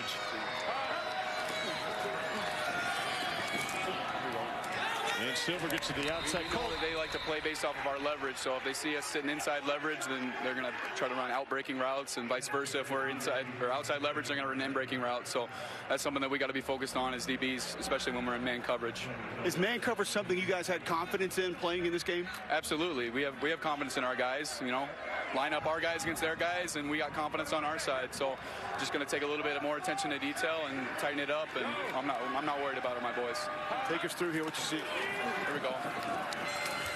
There we go. Great tackle by Sean there. Great tackle. Yeah, they're trying to spread us out, get 5-man box, but we got good guys in there that can make tackles. So unfortunately, you're not going to go the rest of this game, but I can tell you the entire defense was out there when you were on the field, and even Heflin from the other team, your teammate at Iowa, came over. How does that make you feel when you know those guys are that worried about you? It means the world to me. Those are my brothers. I treat them as such, and it just means obviously the world to me when that can be reciprocated to me, and that's why I won't go in the locker room and ice it up. And I need to be out here watching it. I need to see that. Oh, attaboy 8. I need to be out here for my boys. I need to feed off that energy. That's what's going to heal my knee up better than anything. That's leadership right there. You Hawkeyes stick together, huh? You know it. That's from the program, Kirk Ferentz on down. That's how he runs his program, and that's how we carry it into the programs that we go to. Thank you very much. Yeah, of course. Thank you. Good job, Cole. There's his teammate Jack Heflin, former Hawkeye. You see the brace on the knee. No helmet for Kerner. He will not play again today. We'll wait and see post-game what his long-term prognosis is. 3rd and 7 for Houston. 3-man rush. A bullet incomplete. Trying to fit it into Bandy. Did they go zone that time? That time it was actually man with a +1. So they went cover 2 man. There were 2 safeties really deep. And then underneath, they were playing man across the board. And when you have cover 2 man, he referenced the leverage, you play it inside leverage. That's why the outbreakers are your friend. That time they got fooled, and they had a guy for the quarterback run as well. It was just a good, solid execution there from Jim Herman's defense. Terrell Bonds back to receive. San Antonio needs something good to happen. We're late in the third quarter. Here's Bonds from the 15, fumbled it, and Houston had an inside path on it. Now they got to untangle everybody. Turned into a game of hungry hippo underneath there. Who came away with it? We got it. Wow. And Davis is able to recover it for San Antonio. I don't know how he got that. As you can see, the ball's muffed initially. It looked like, oh, it's still bouncing around underneath there. I mean, Ben Davis is nowhere near the pile, and there he is, gets on top, and then pulls it away immediately. Fortunate break there for the Brahmas. Brian Corey, the long snapper, had it right there to take. Ben Davis played for Nick Saban at Alabama. And no matter your ranking coming in, he always pushes to his guys who want to make it to the next level. You better be able to excel on special teams. Absolutely. And right there, I mean, a little lucky, sure, that the ball bounced your way. But, man, as soon as he had a hold of it, that ball was going nowhere. They'll run it with Jaquez Patrick, who picks up 3 on first down.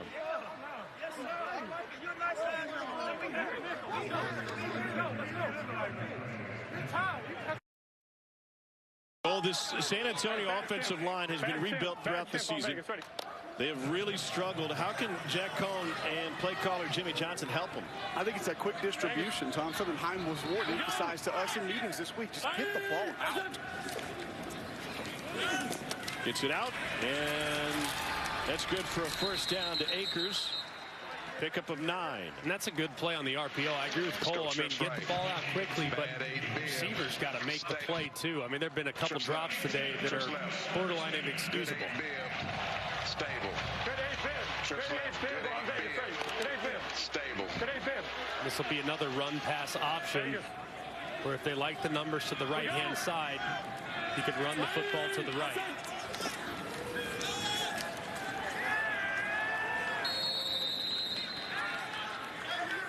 That's Patrick with the run and Bryce with the stop.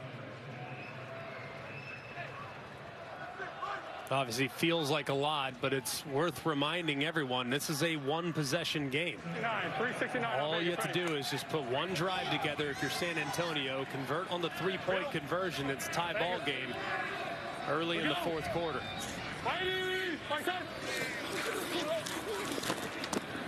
Over the middle to Alize Mack. He's got a first down. Pick up a 14 that time. And an injured player for Houston as we approach the end of the third quarter. There's life for San Antonio. Down 9, which in this league is a one-possession game.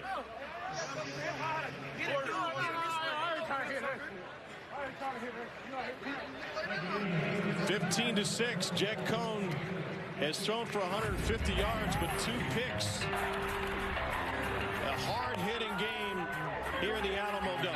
And we head to the fourth quarter in a one-possession contest. XFL returns after this message and a word from our ABC stations.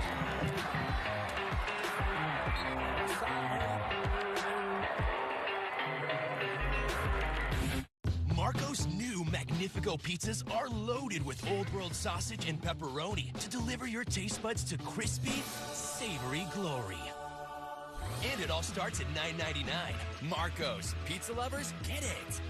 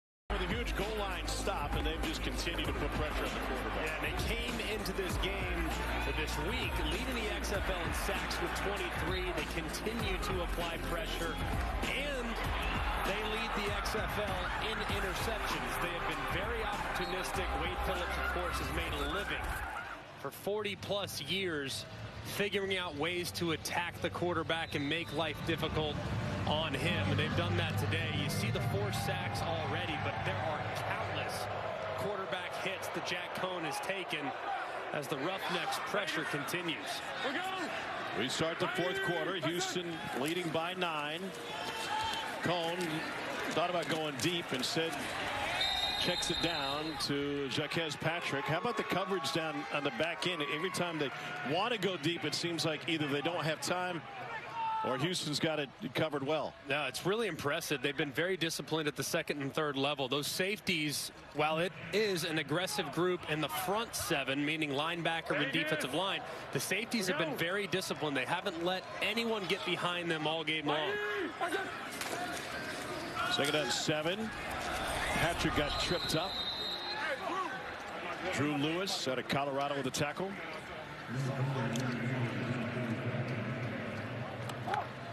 Let's go nickel, nickel, nickel. Let's go 7 fac. 269 dragging card. Oh boy. 269 on Vegas. Need 3 yards, guys. There you go. Here's the same play. 269 dragging card. They've run this a few times. It should be a really good play. Slant in the flat right here. Take the slant. Should be a lock. And Cohn can't get rid of it. Another Houston sack. It's a huge pressure play to get to him before even a slant can come open.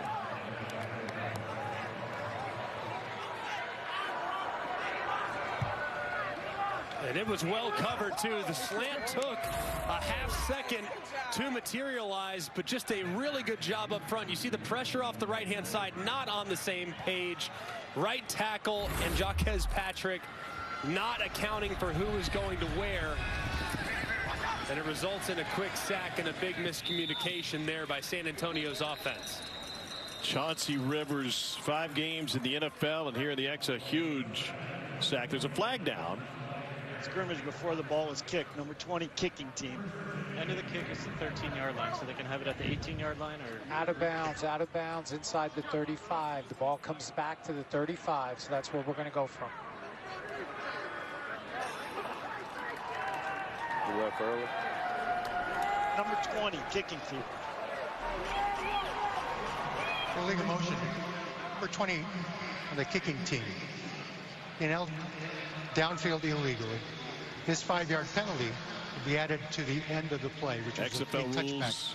The first down for Houston returns at the 40. Instead of kicks out of bounds, and so they'll bring this thing all the way out to the 35-yard line. Our Sunday night baseball matchup tonight is the final of a 4-game series between the Padres and the Braves in Cobb County.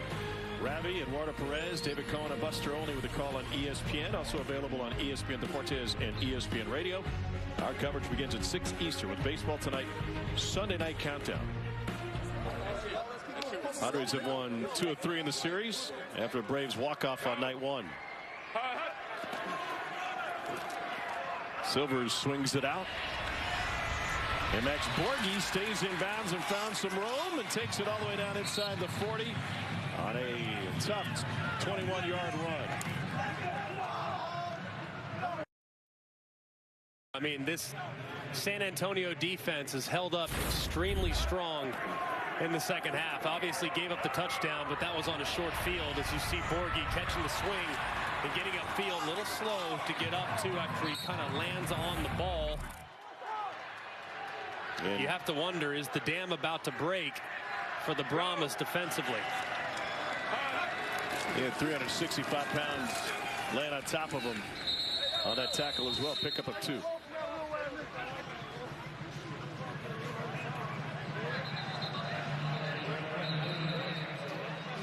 Penalty flag down. Pass in the face, offense number 6. Say that again? There was not a pass. There was not a pass. There was a running play. It was a run. It was a run. Pass in the face, offense number 6. Hands to the face offense. Offense number 6. hands to the face. That's going to be a 10-yard penalty. Karina, was it dead? Was it after the play? Huh? Was it dead? Yeah, it was a dead ball foul. Okay, so we're going to tack this on. Hey, are you calling it hands to the face or unnecessary roughness? Slow down here. We're looking here. If you got hands to the face, it's a dead ball foul. Just pick it up. Okay, so we're going to pick this up. Is that what you're saying? Yes. Pick up the flag. Let's go. You mentioned that Dean being the extra eyes on penalties. He's also there is no foul. An administrator can move this thing along. Absolutely, and they feel like they're deliberating. They want to get it right. The officials want to do right, but if it's an inconsequential penalty and they can't get a good look at it, Dean just says, pick it up. And right there, there were a little bit of confusion as to whether or not it was during the play or after the play. Ultimately, they decided no foul should be called. So 2nd and 8 for Brandon Silvers. Again to Borghi. And Borghi can't make it back to the line of scrimmage, loses a couple. The San Antonio defense is putting up in professional football comps historical numbers. They allow only about 16 points a game, yet they have a losing record. The only team to lead the league in NFL history in scoring defense and not win more than they lose, the Browns in 1956. How do you solve that problem? You draft Jim Brown. That is quite the conundrum, though, and teams know they can be a little bit more conservative against San Antonio and still ultimately win because San Antonio's self-inflicted mistakes have been such a huge issue for them all season long. Wade Phillips wants to challenge something. Face mask number 8 on the running back number 22. Okay, you're challenging. Di Benzino breaking it down already. Okay. Frank, he's challenging that there was a face mask on the tackle. On the tackle, yeah. On the tackle. Correct. Okay, we're looking at it. Get a good shot here. Handheld shot. I got a right hand. I see a right hand. Looks like it's on the jersey. There was face mask. I didn't have him on the run. Right there. Let me see if we got an end zone. Go to the end zone shot. I see hand on the mask. Yeah, let me see this. Go ahead. We got it upstairs, though. Right there. This is the back. Let it down. Test it. Go slow. Kind of turns it, but it's tough to see if there's a grab in there. He has to determine, obviously, if there's a grab. It's a close call here. It's almost like he swipes it. All right, Frank, after review, ruling on the field stands. There's just, I can't tell if he actually grabs the mask or if he just kind of swipes with the open hand. Dean is going with stands because he can't see if he grabbed the mask or if he just swiped it with his open hand. He doesn't see a grab. He sees him go across with his hand. All right, so the challenge will be unsuccessful. I want to ask Dean about it. Dean, we see as viewers and fans, we think we see a face mask. What's the difference between a swipe and a grab, and how do you make that determination? What we're looking for is something clear. Does he actually grab the mask, or is he reaching and just swipe across? And that's why the head turned. I never saw a shot that showed clear grab of the mask. There were actually two attempts, one on the shoulder pad, one across the side of the helmet. I never could get a shot that showed him actually grab the mask. How much does it have to do with having clear, indisputable video evidence to support the call, Dean? How much of that has to do with it? If we're going to add the foul, we want to see it. We want our officials to see it live on the field, and we want to see it in replay. I appreciate the insight and transparency on 3rd and 11. It goes incomplete out of the hand of Brandon Silvers. And that San Antonio defense comes up with another big stop. As you can see, just a massive turn of events right there, as it looked like things were going in the direction of Houston. Running game was starting to get going a little bit. You thought maybe he grabbed that face mask, but I actually agree with Dean. There was nothing that I could tell without a shadow of a doubt to tell you for sure that the face mask was grabbed. It certainly looked like it might have been, but I can't confirm it with video evidence.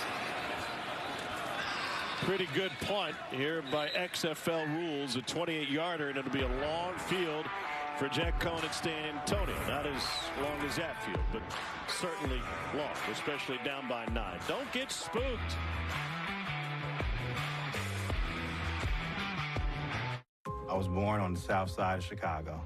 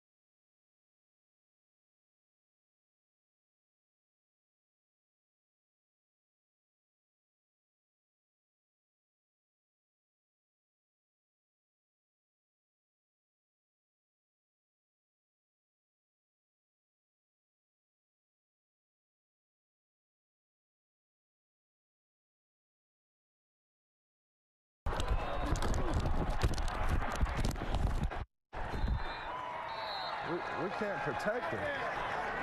Hey, we got to hold up on the front. When we go play action, y'all got to hold up a little longer in the middle, all right? And then on the end, all right? My son.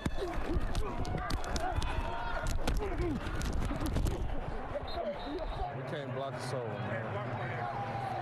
Defense that leads the league in sacks. Game flow. And they have had a bunch of injuries up front, dating all the way back to training camp, so they are doing their very best, but ball has to come out of the quarterback's hand. Jack Cohn has to understand that, and the receivers have to understand that as well.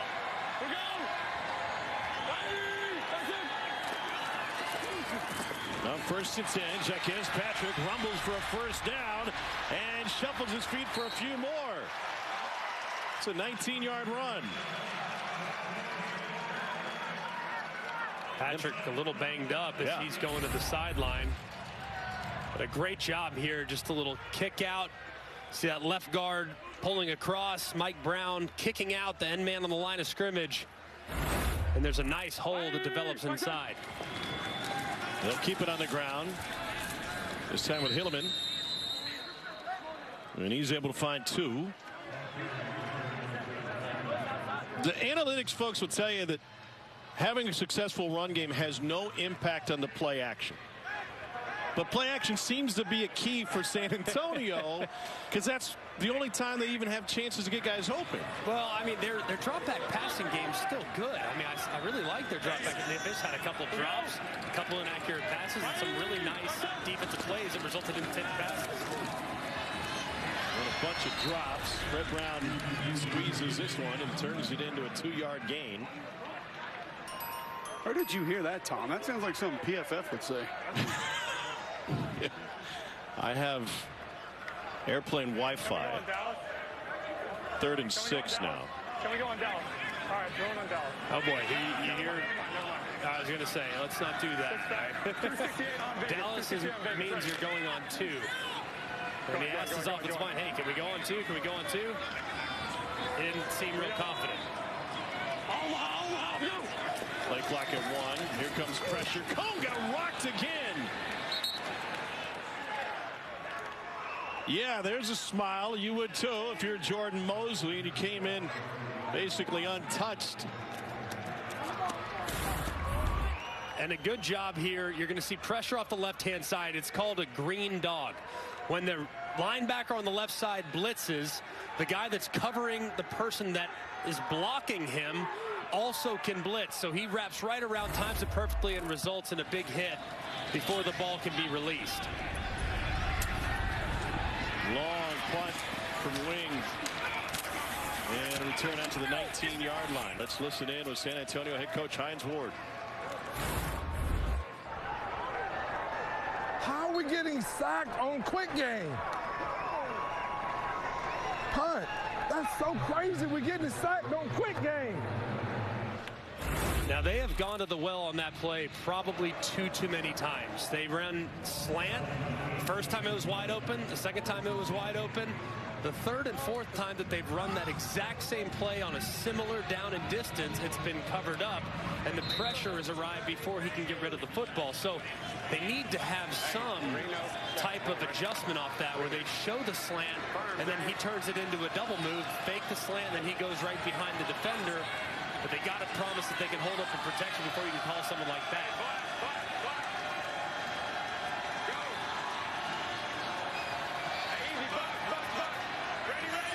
Handoff inside left. Delonte Scott was ready for it. Did you see him hop before they even got the play call out? How did Delonte Scott know it was coming? Well, you hear him right here. Watch him react. As soon as he checks it to Bucks. Hey, it's running inside. It's running inside. He gets there immediately, and they couldn't get the negotiation between the offensive line and the quarterback done fast enough. But he recognized the play and made a big stop in the backfield. He almost got to Silvers there. Now, deep ball incomplete. And there's a flag back at the 25-yard line. Number 6.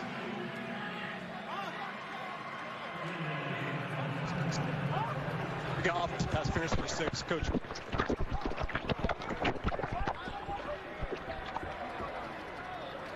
So that's what he's calling. You're going to see right there. Travell Harris tries to create a pick for one of his other wide receivers. What number? And you're going to see him watch. It's a good call by the officials. They'll decline it because they're already behind the sticks. Hey, Dale, play that again. We'll set up offensive pass interference number 6, penalties decline. 3rd down, guys. Good call. Based on how things are done. Watch right here. He kind of tries to get up and get in the way of the defender.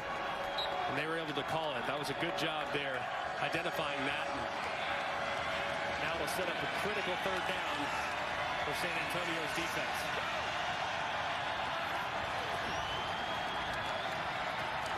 Silvers wings it to the outside, and we got another flag down. Bandy had the catch for a pickup of 9. Holding defense number 21. Holding defense number 21. They're going to take it because of the auto first. And Sean Williams. Let's see. Where's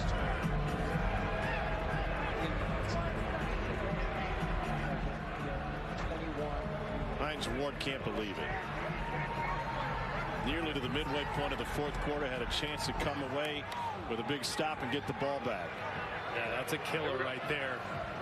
Especially when you're off the field, 4th and 4. Let's go. Now you have to bounce back as a defender, a defensive back in particular, very short memory. Grab a guy's jersey, results in an automatic 1st down. Coverage team still has to be good, obviously, to get off the field to give your offense a chance.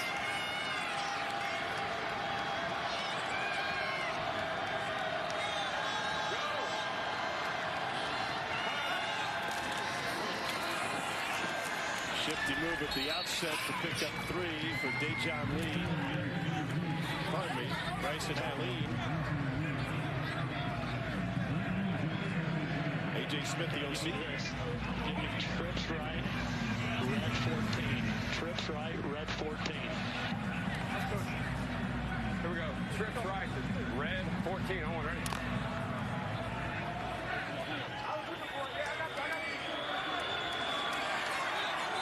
This should be. Could have a chance to throw this one down the field. Incomplete and no flag. Trying to find Salter. Then quickly another third down. Give me blue check, Spurrier, Z-switch corner. Blue check, Spurrier, Z-switch corner. Blue check, on ready.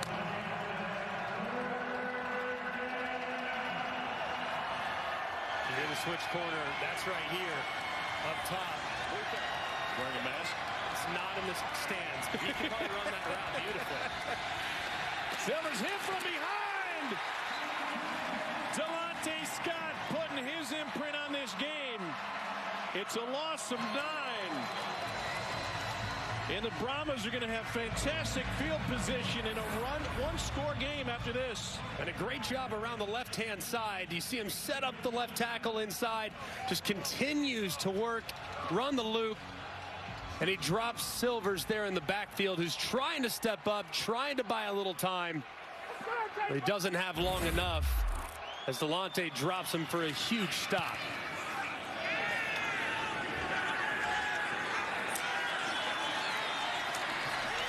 Landon Akers turns upfield. We got a flag on the play. And this will be a hold back at the 42-yard line, a 51-yard punt. 18 on the return. Flags on the ground. All this official communication sometimes sounds like air traffic control as they get it settled out. Outside ground. Accepted. 45. Dean, we need a spot. 40 is spot. Is your spot. Minus 45 is your spot. During the return, holding, return team, number 1.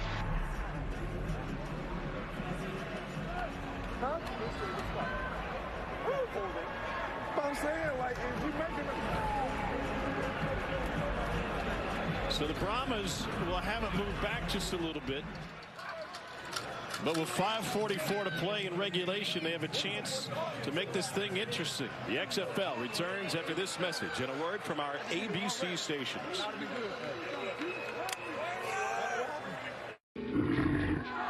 We've seen what you would do for a Klondike, so we're raising the bar. Now we want to see what your hometown would do for a Klondike. So get together and go for the bar, sandwich, or cone. Go for the glory. What'd you do for a Klondike? Subway keeps upping their game with the Subway Series, an all-star menu of delicious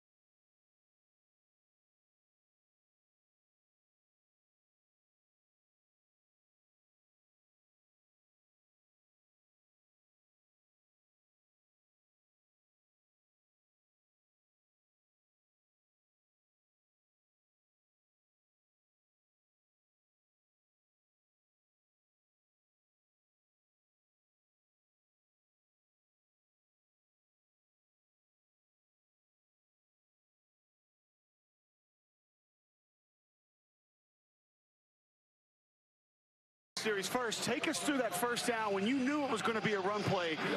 What signaled that was going to be a run? You were able to jump and make the stop in the backfield. Just the stance of the O-lineman.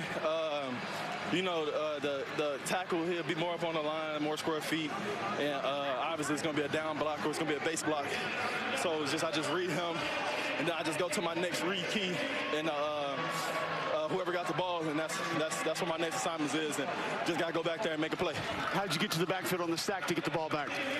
That whole series, well, honestly, I mean, a couple series, I've been working this tackle, getting my rushes, just staying faithful to my rush, man, not giving up, just keep working my moves, taking whatever he give me. That rep, he gave me the outside, so I went ahead and attacked his outside, spiked his hand down, come around, get the quarterback, trying to get the ball at all costs, wait for the quarterback. That didn't happen, but I got the sack, so it got us off the field. Offense out there, we're going to go get this touchdown. We're going to win this game, and that's what we came here to do. So, thanks, Demonte. Yes, sir. Thank you. That was great hustle by Cole Kublik and showing his best side. No limp, though. Impressive. I'm glad he's okay after bending over backwards, quite literally, to get that interview. Was better than the other. Oh, there is 2nd and 12 after a loss of 2.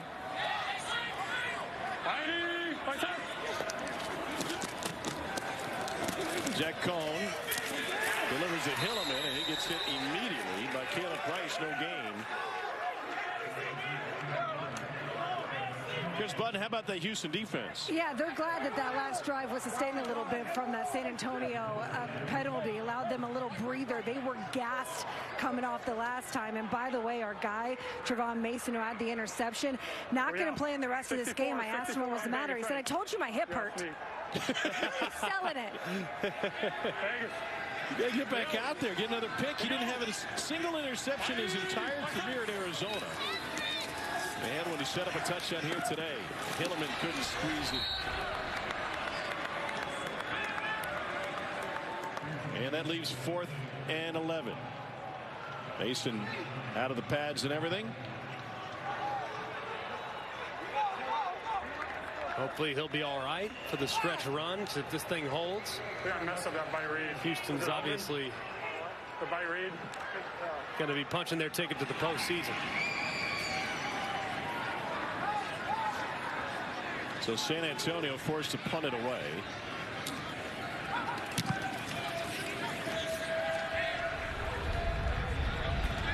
Travell Harris from the 20.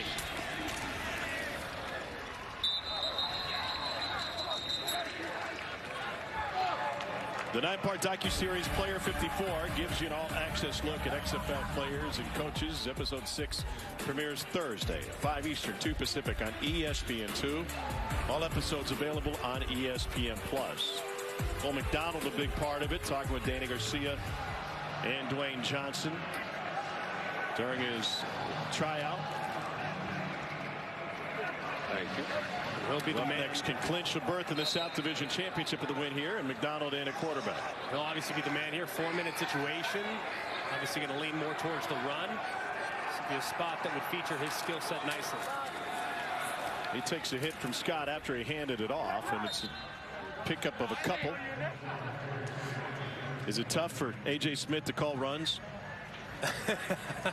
If you do too much of it, you'll get kicked out of the air raid family. So, and make sure we get this down. Give me Chicago. Tell them play clock too. Party. Tell AJ to tell them play clock. Yeah, roll that.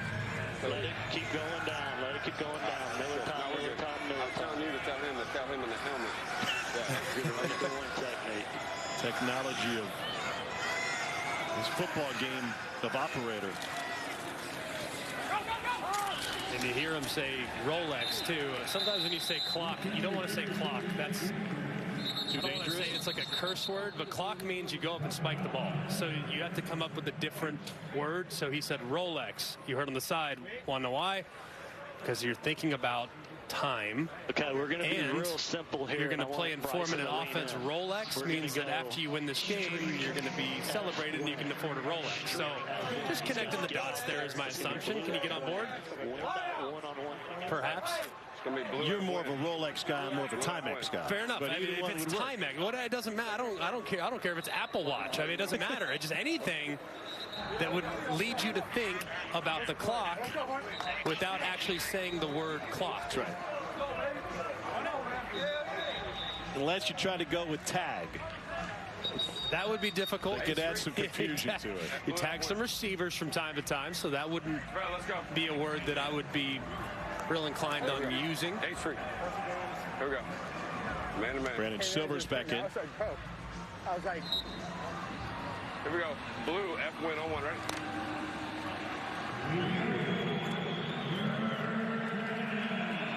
So here's your F right here. Looks like they're just going to give him an option route. Sounds like they're willing to throw it in this spot. Against man, they got a chance. That's Cedric Bird. Silver's looking the other way, and he's intercepted! San Antonio back in this game with the pick by Cameron Kelly. Everything was cool and comfortable, and now it's gone sideways for Houston.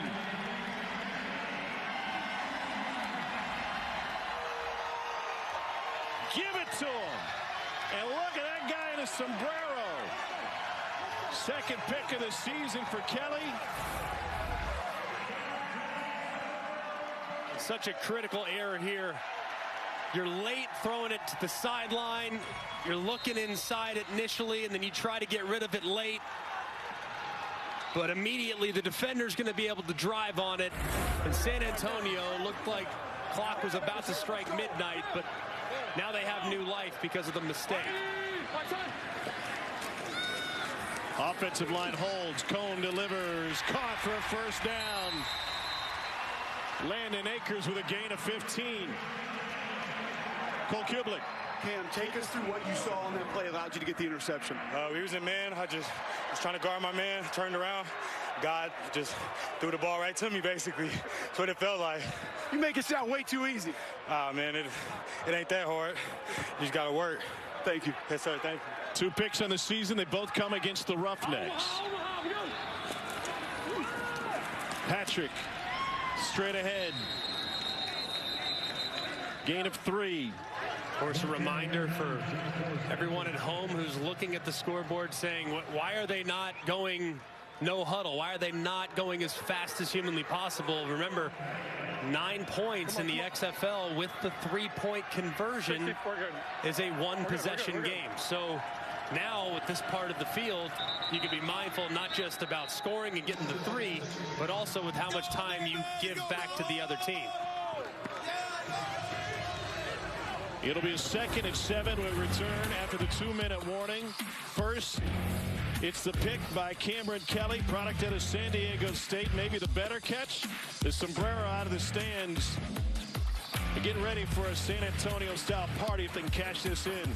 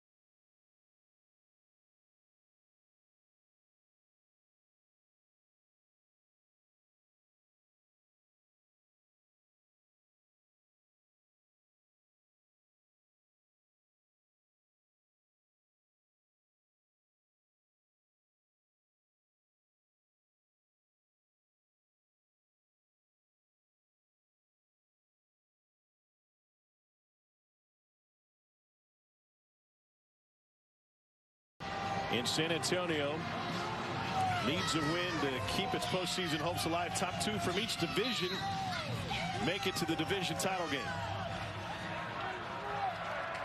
Vegas. We go. Out of the 2-minute warning, a 2nd and 7 for San Antonio. Jack Cohn gets sacked again. It's Trent Harris who got him. 2 timeouts remaining for San Antonio. That is sack number 6 for Houston. And a great job here with the TE, the tackle inside. He's the one that sets the pick on the left tackle, so at the defensive end, the E and the TE can swing around and make the play on the quarterback for the sack. Excellent game up front by Houston. 9-point deficit is a 1-possession game. Patrick on the screen takes it down to the 20. Gain of 7. 4th down coming up. Clock still rolling. And now they'll use a timeout.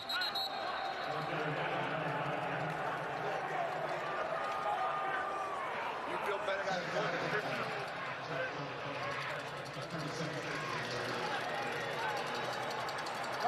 For all intents and purposes here, season on the line for the Brahmas.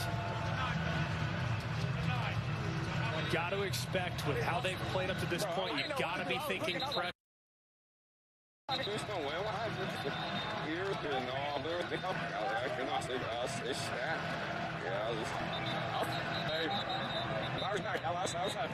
saw the whole thing.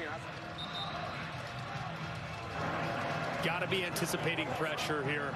I would call a 7-man protection. Obviously 5 offensive linemen, but 2 backs or a tight end in the back to block them up, anticipating heat. Mac, X-fade angle on Dallas, ready.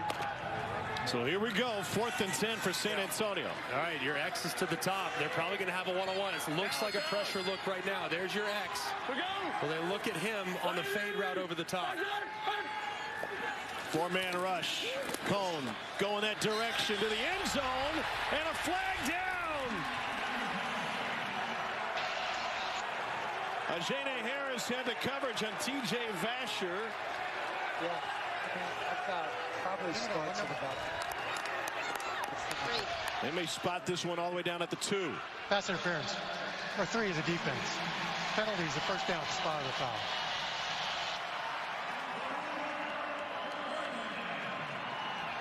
Vasher a little banged up at the end of that route. He'll come out of the game. It was a great look. They had the matchup they wanted, one-on-one. It was a well-thrown ball. And I think if not for Ajene Harris grabbing at his jersey, it might have resulted in a touchdown. Here's Patrick. He is in! Touchdown San Antonio from 2 yards out. And now the Brahmas will have a chance to tie it with a conversion for 3 points.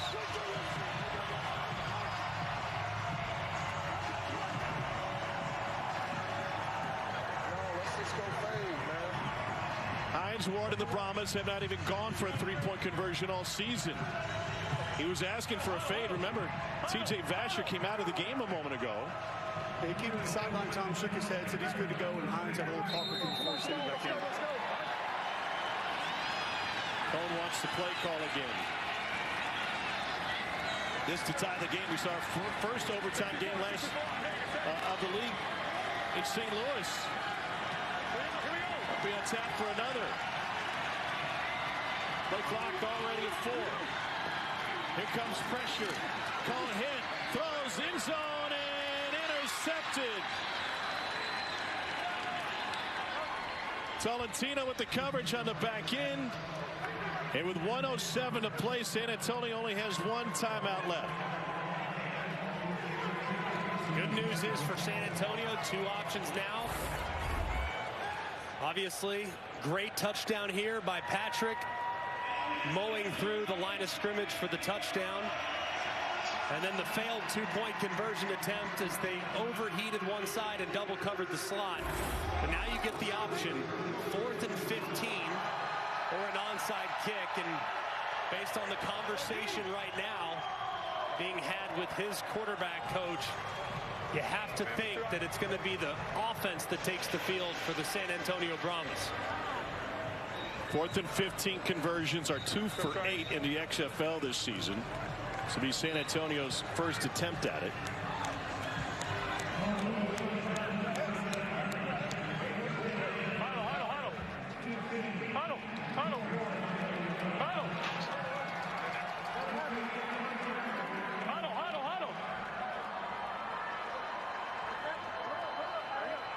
Hey, just hold up, baby. Hey, I'm throwing it up, right? Trips right, 64, Alabama switch sneak on Vegas, ready. So instead of an onside kick, a chance to keep possession with a 4th and 15. All right, Alabama, that means all go. They get verticals all the way. Got to throw the ball in a tight window. Pressure coming from the edge. Cohen lets it go deep down the sideline. He stopped on his route, but there was a flag down. TJ Vashon is the intended receiver. Wade Phillips thought the receiver pushed off. You get the ball in the air for pass interference. You got illegal contact. Illegal contact, defense number 3. Second flag on Harris in the last couple of possessions. Number 3 of the defense. It's a 5-yard penalty with an automatic first down. You can see trying to run by him, and that's a good call. As you can see, Jada Harris trying to catch right there at the 15-yard mark. Does not allow Vasher the freedom to continue on his route. The difference of 5-yard or 15-yard penalty, they still got a long ways to go back at the 30-yard line, but the automatic first down, 101 to play and 1 timeout. So it's going to be on blue go after this. And you can hear right there, Jack Cohn preparing his offense for the 2-minute operation after this first snap. Then you're in 2-minute operation, so everything's going to be blue go. That's the cadence that he'll use at the line of scrimmage. We go. Roughnecks have 6 sacks in this game. Here's Alize Mack, and he's out of bounds short of the marker on a pickup of 9. Remember, Romo, the kicker for San Antonio, he's already attempted 1 from 59, so about 20 more yards to get to where you start thinking about field goal range. 2 makes for Romo today. Second and 1 run with Jaquez Patrick. And he takes a pass midfield. 14-yard carry. They'll spot the ball, and Cohen's going to clock it.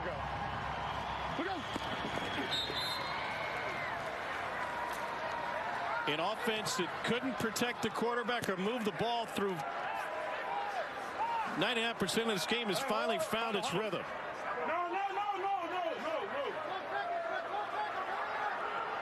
What? Play clock at 20. Yeah. There we go. We good. It's in the middle. Let's go double left. Let's go double left. All right. Let's go same bad Oscar. Bad Oscar. Bad Oscar. Bad Oscar. Here we go.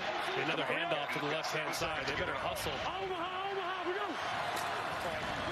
Ball came in a little bit late. Patrick gets whipped around after gain of 1. San Antonio has that timeout, and they'll use it here. Now I love that 2-play sequence there. You clock it on first down when you still had some time to call the play. If you're going to run bad Oscar, you can just get up and run it without having to have a ton of communication. Instead, you burn first down by clocking it. And now you're more like 10. out of timeouts, when in a perfect world you still have quite a bit of ways to go before you feel real good about your field goal kicker's attempt. Playoff implications in this one and the next one. The XFL Week 8 season will wrap up tonight on ESPN2. Seattle and DC match up for the second time this season. That's on ESPN2. Coverage begins at 7 Eastern and also available on ESPN+. Romo did attempt a 59-yarder that was eventually negated because of the penalty, but he missed it short and wide right. We go, Vegas. We go.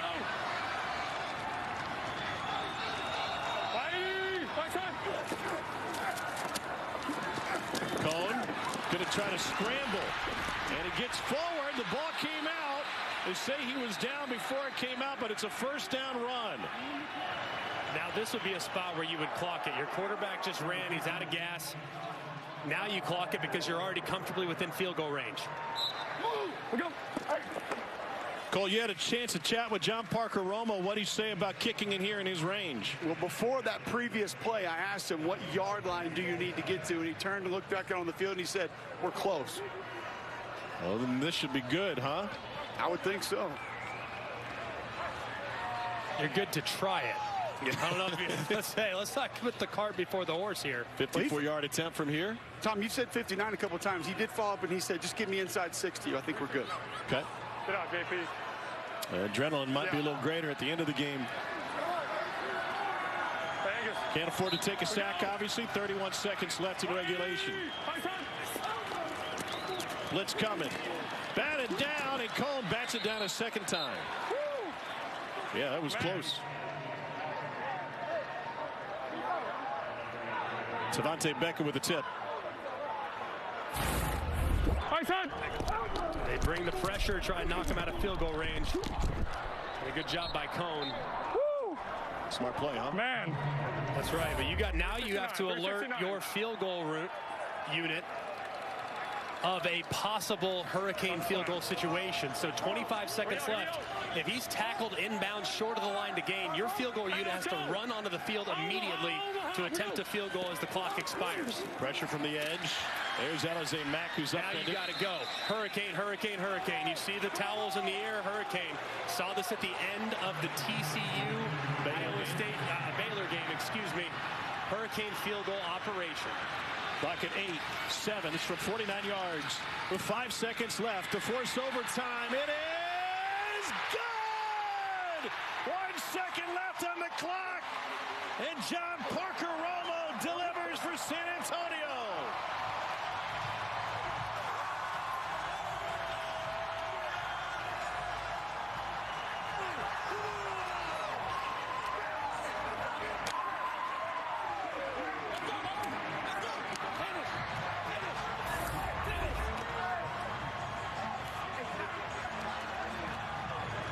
He knew it was good. That was the walk-off as soon as he struck it.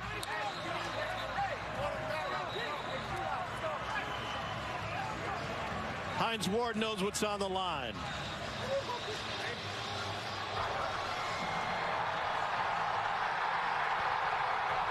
You knew it was good when you hit it? Of course.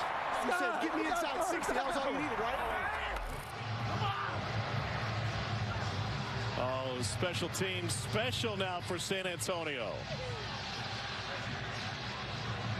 Pretty special week for John Parker Romo. Told me that he and his wife actually decided on a name for that baby girl that she's going to have here in a month or two. Pretty cool moment.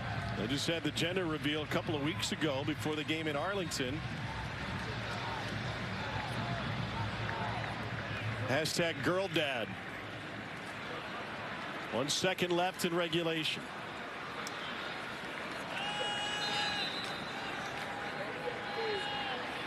And then we could have our second overtime game of the weekend.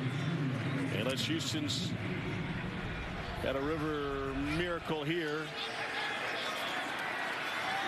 And that is a full head of steam. And a move to the outside, but nothing doing for Dejon Lee. Now this sets up one of the great overtime setups that we've seen. Let's bring in Dean Blandino to walk us through it. Fans just saw it in St. Louis, but Dean, for folks who haven't seen it, walk us through the rules. So the rules, we're going to have alternating tries from the 5-yard line. San Antonio, the home team, will have the option to play offense or defense first, and then we'll just have a try from the 5. If they make it, they get 2 points. If they don't, they get nothing. We'll go 3. If we have a winner after 3, game over. If not, we'll keep alternating until we get a winner. 2 overtime games in back-to-back days. How about that? It's kind of like penalty kicks. Right, McElroy? That's it. That's it. As you could see yesterday in the game involving the Battle Hawks, they converted their first 2 attempts. There was a penalty on the last time they favored the fade. On the opposing team, and next thing you know, they're off and running. Cole Kubelik. Coach Ward, just kind of take you through your mentality now. Everything that's happened over the course of this game. Now you go to overtime. Where's your mind?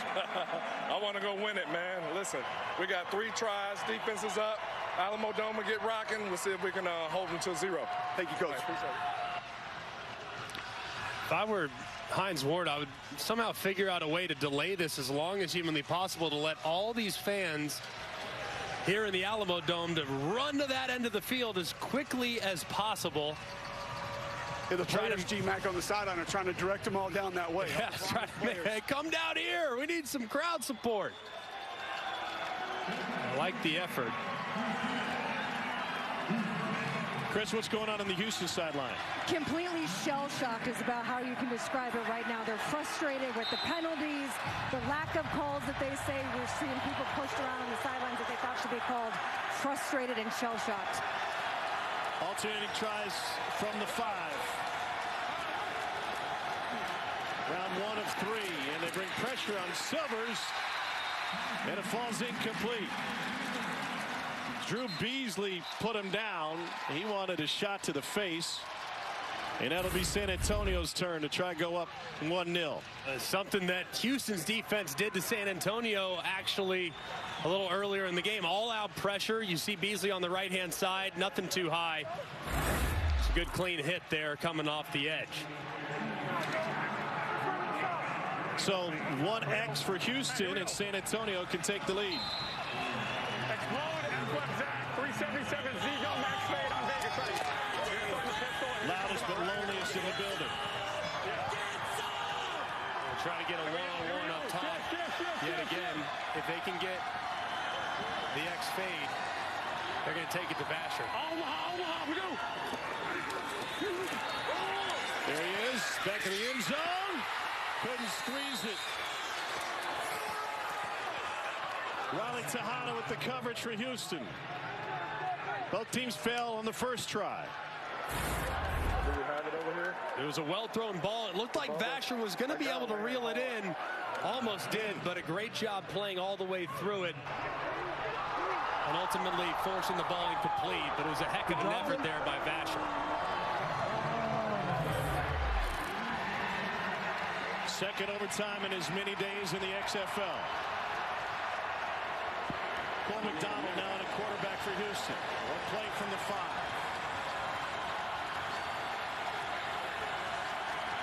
Pressure. McDonald drilled, and it's incomplete.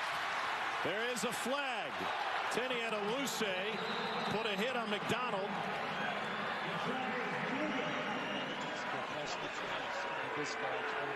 So San Antonio 20. Pass interference for 20 to defense. Foul occurred in the end zone. The ball be placed at the 1-yard line. And so they get another crack at it. You see just a little collision, all-out pressure yet again, trying to work a quick slant to the left-hand side. Severan, you can see the contact that leads to the pass interference. How about Jimmy Herman dialing up the pressure here? Yeah, back-to-back plays.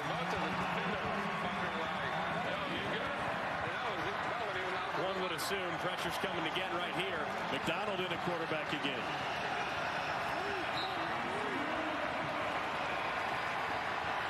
They got it all loaded up. McDonald with the sneak. No signal. And they say they stopped him.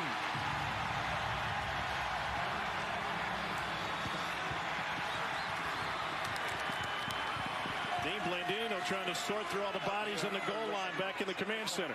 Sure here. Okay, my far handheld is not on the line. And the call on the field is so important too, because it's so difficult to overturn. I'm going to go to far. When it's that chaotic along the line of scrimmage, it's hard to see exactly where the ball is. So the call on the field's massive because you obviously have to have indisputable video evidence beyond all doubt to overturn. It's so hard to get that when you have that many bodies around the football. Frank, after review, the ruling on the field stands. Nowhere to go with it. After reviewing the play, the ruling on the field stands. The try was unsuccessful.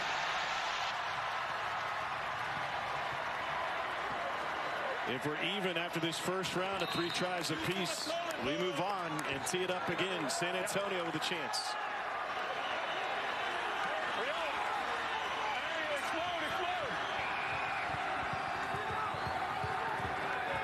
Trying to get another fade to Vasher up top. Hey, alert. No. Stepped outside leverage. Omaha, we go. They wanted a false start, didn't get the call, and it's floated and intercepted, so a failure on that try. Trent Harris with the hit on Jack Cohn.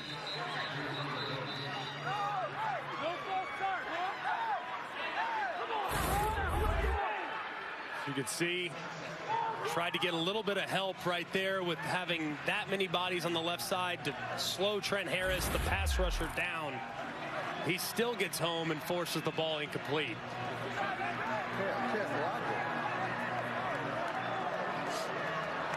If nobody scores in his first round, then it goes to alternating possessions and sudden death.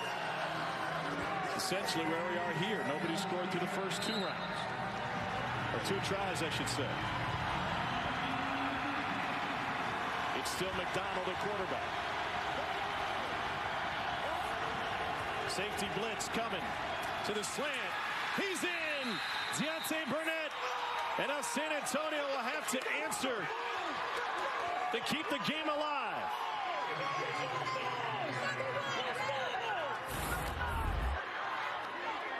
And you can see they go with a little bit of a switch rotation, all-out pressure yet again from Jim Herman and the San Antonio BRAHMAS.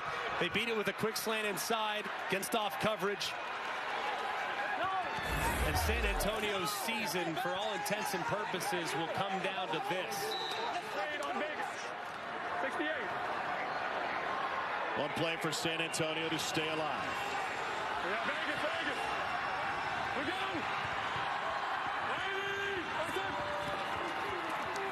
Cohn to the end zone. It is incomplete. And Houston wins it in overtime. Deontay Burnett, the deciding score. And Wade Phillips' squad has clinched a playoff berth.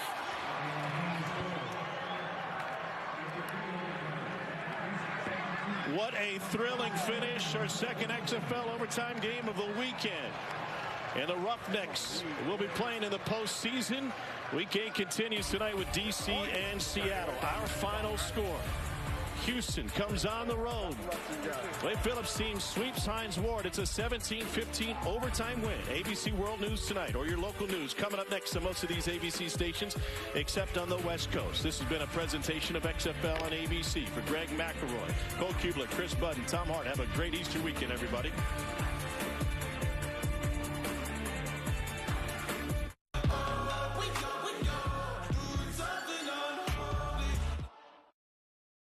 I'm doing what I had always hoped I could do in a place that is home. This is the place where I've been for close to 20 years. This is the place where I fell in love. This is the place where I'm raising a young family, where we live and work and play. Buffalo's home for me. And I've never been more proud to be part of an organization than I am with Channel 7.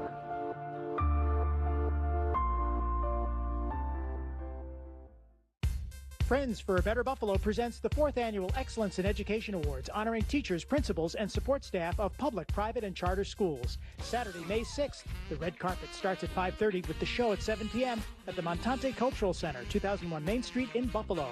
Purchase your tickets now online at friendsforabetterbuffalo.com.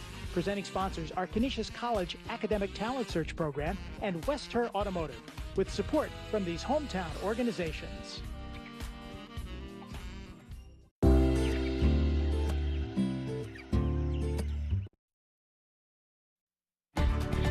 Streaming live from downtown Buffalo, this is 7 News.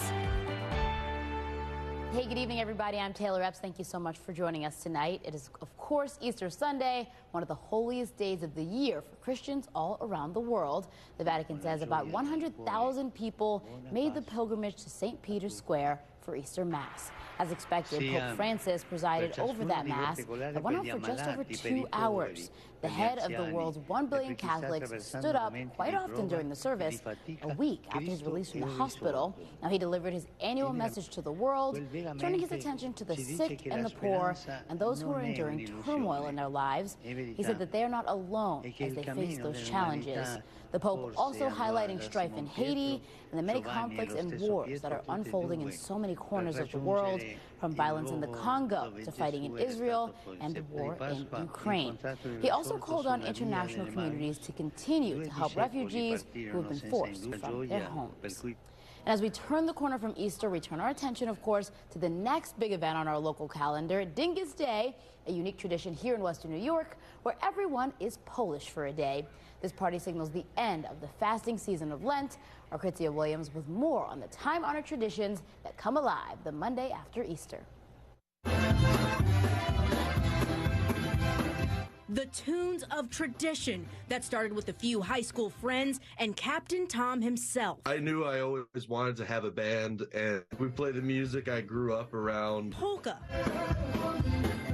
Originated in Europe, then made its way to the U.S. in the 1800s. And with the Queen City having deep Polish roots, Captain Tom tells me it just feels right. Being on stage and with the whole crowd's dancing and singing along, there's nothing really like just seeing all the smiling faces, and that's why we do it. As we are just hours away from the famous Dingus Day, Captain Tom says he and his band will be playing in 2 locations. Yeah, we've had a set list workout for a couple weeks now. Earlier in the day, you can find Captain Tom and the Hooligans at Stolot in Buffalo. And the second stop of the day, performing at the North Tonawanda Farmers Market location. Listen. The quiet before the storm as the community gears up for the Dingus Day Parade and Festival. Dingus Day is a celebration the day after Lent ends. So we wanted to shine a light on this neighborhood and portray some of its positive aspects. Dingus Day holds a special spot in Buffalo's community. Buffalo is the Dingus Day capital of the world. The parade starts on Memorial Drive and will make its way through the historic Polonia district, and the festival will follow. Restaurants and bars throughout Western New York will open their doors to let the celebration in. Some may have a fee of $15, but without a doubt, expect to have a great time. And Captain Tom's best advice would be to get out and have some fun. Peace, love, and polka. Kritzia Williams, 7 News, Buffalo. Love and polka, always a bunch of fun for Dingus Day. Of course, we want to know, is the weather going to hold up? Well, we'll do your forecast on the other side of the break.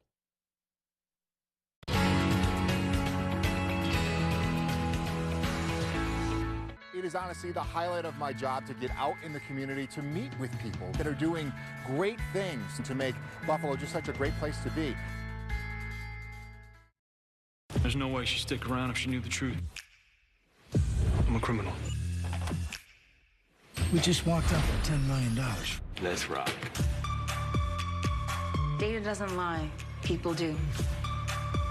I never got an answer about what I do for a living. You didn't? Is this too dangerous?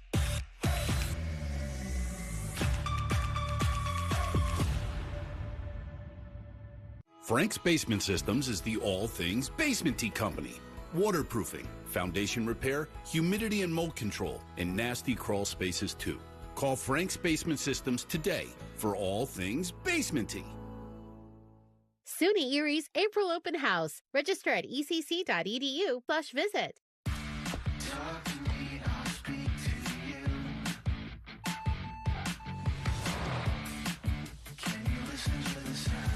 Call Jill.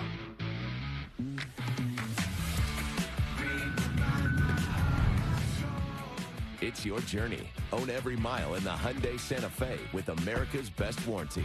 Get 0% APR financing for 48 months on the 2023 Hyundai Santa Fe. Visit your local Hyundai dealer today. Special report. Spectrum just launched Spectrum One, where Spectrum Internet, advanced Wi-Fi, and unlimited mobile come together to keep you seamlessly connected wherever you are! Switch to Spectrum One and get 300 megabit internet for $49.99 a month, plus free advanced Wi-Fi and 1 free line of unlimited mobile with no contract. Call 1-833-743-4999. The Coopers here just got Spectrum One. Why did you switch? With Spectrum One, we get a super fast, reliable connection. Look, with Spectrum Internet, I can stream Spectrum News across all our devices. And the advanced Wi-Fi has enhanced security and privacy features that automatically block online threats, keeping our family and devices safe and secure. How reliable is Spectrum Mobile? It's a super reliable service coast to coast. And it includes nationwide 5G. Switch to Spectrum One and get 300 megabit internet for $49.99 a month, plus free advanced Wi-Fi and one free line of unlimited mobile with talk, text, and data. Call 1-833-743-4999 or visit a Spectrum store today. AM Buffalo is your home for fun, food, and more fun. AM Buffalo, weekdays at 10 a.m. Frank's Basement Systems is the all things basement-y company. Waterproofing, foundation repair, humidity and mold control, and nasty crawl spaces too. Call Frank's Basement Systems today for all things basement-y. The 7WKBW app, available on your favorite streaming platform. All right, it's time now for a check-in on the weather. Meteorologist Autumn Lewandowski tracking your 7 weather forecast on this Easter Sunday, Autumn. Well, good. I was going to say good morning, good evening, but this morning. All the lights were on in downtown Buffalo, but it was a beautiful sunrise in western New York as the sun came up and kind of kissed all of the lights in downtown Buffalo. And we've been dealing with sunshine ever since, and we'll continue to deal with primarily clear skies as we approach Dingus Day. 53 degrees right now at the Buffalo Airport. Northerly winds, there's a bit of a breeze out there, puts a little chill in the air, but it's been absolutely gorgeous after this very chilly beginning to the day. As we look at 7 Super Doppler, we have been high and dry, nice and clear again. Sunshine across western New York and really throughout the Great Lakes and even the Northeast. We have been nice and quiet, and this will continue as we head into the night tonight. Now with clear skies, relatively light winds, here we go again. We're dropping back into the 30s. We'll be into the 50s fairly quickly for tomorrow afternoon.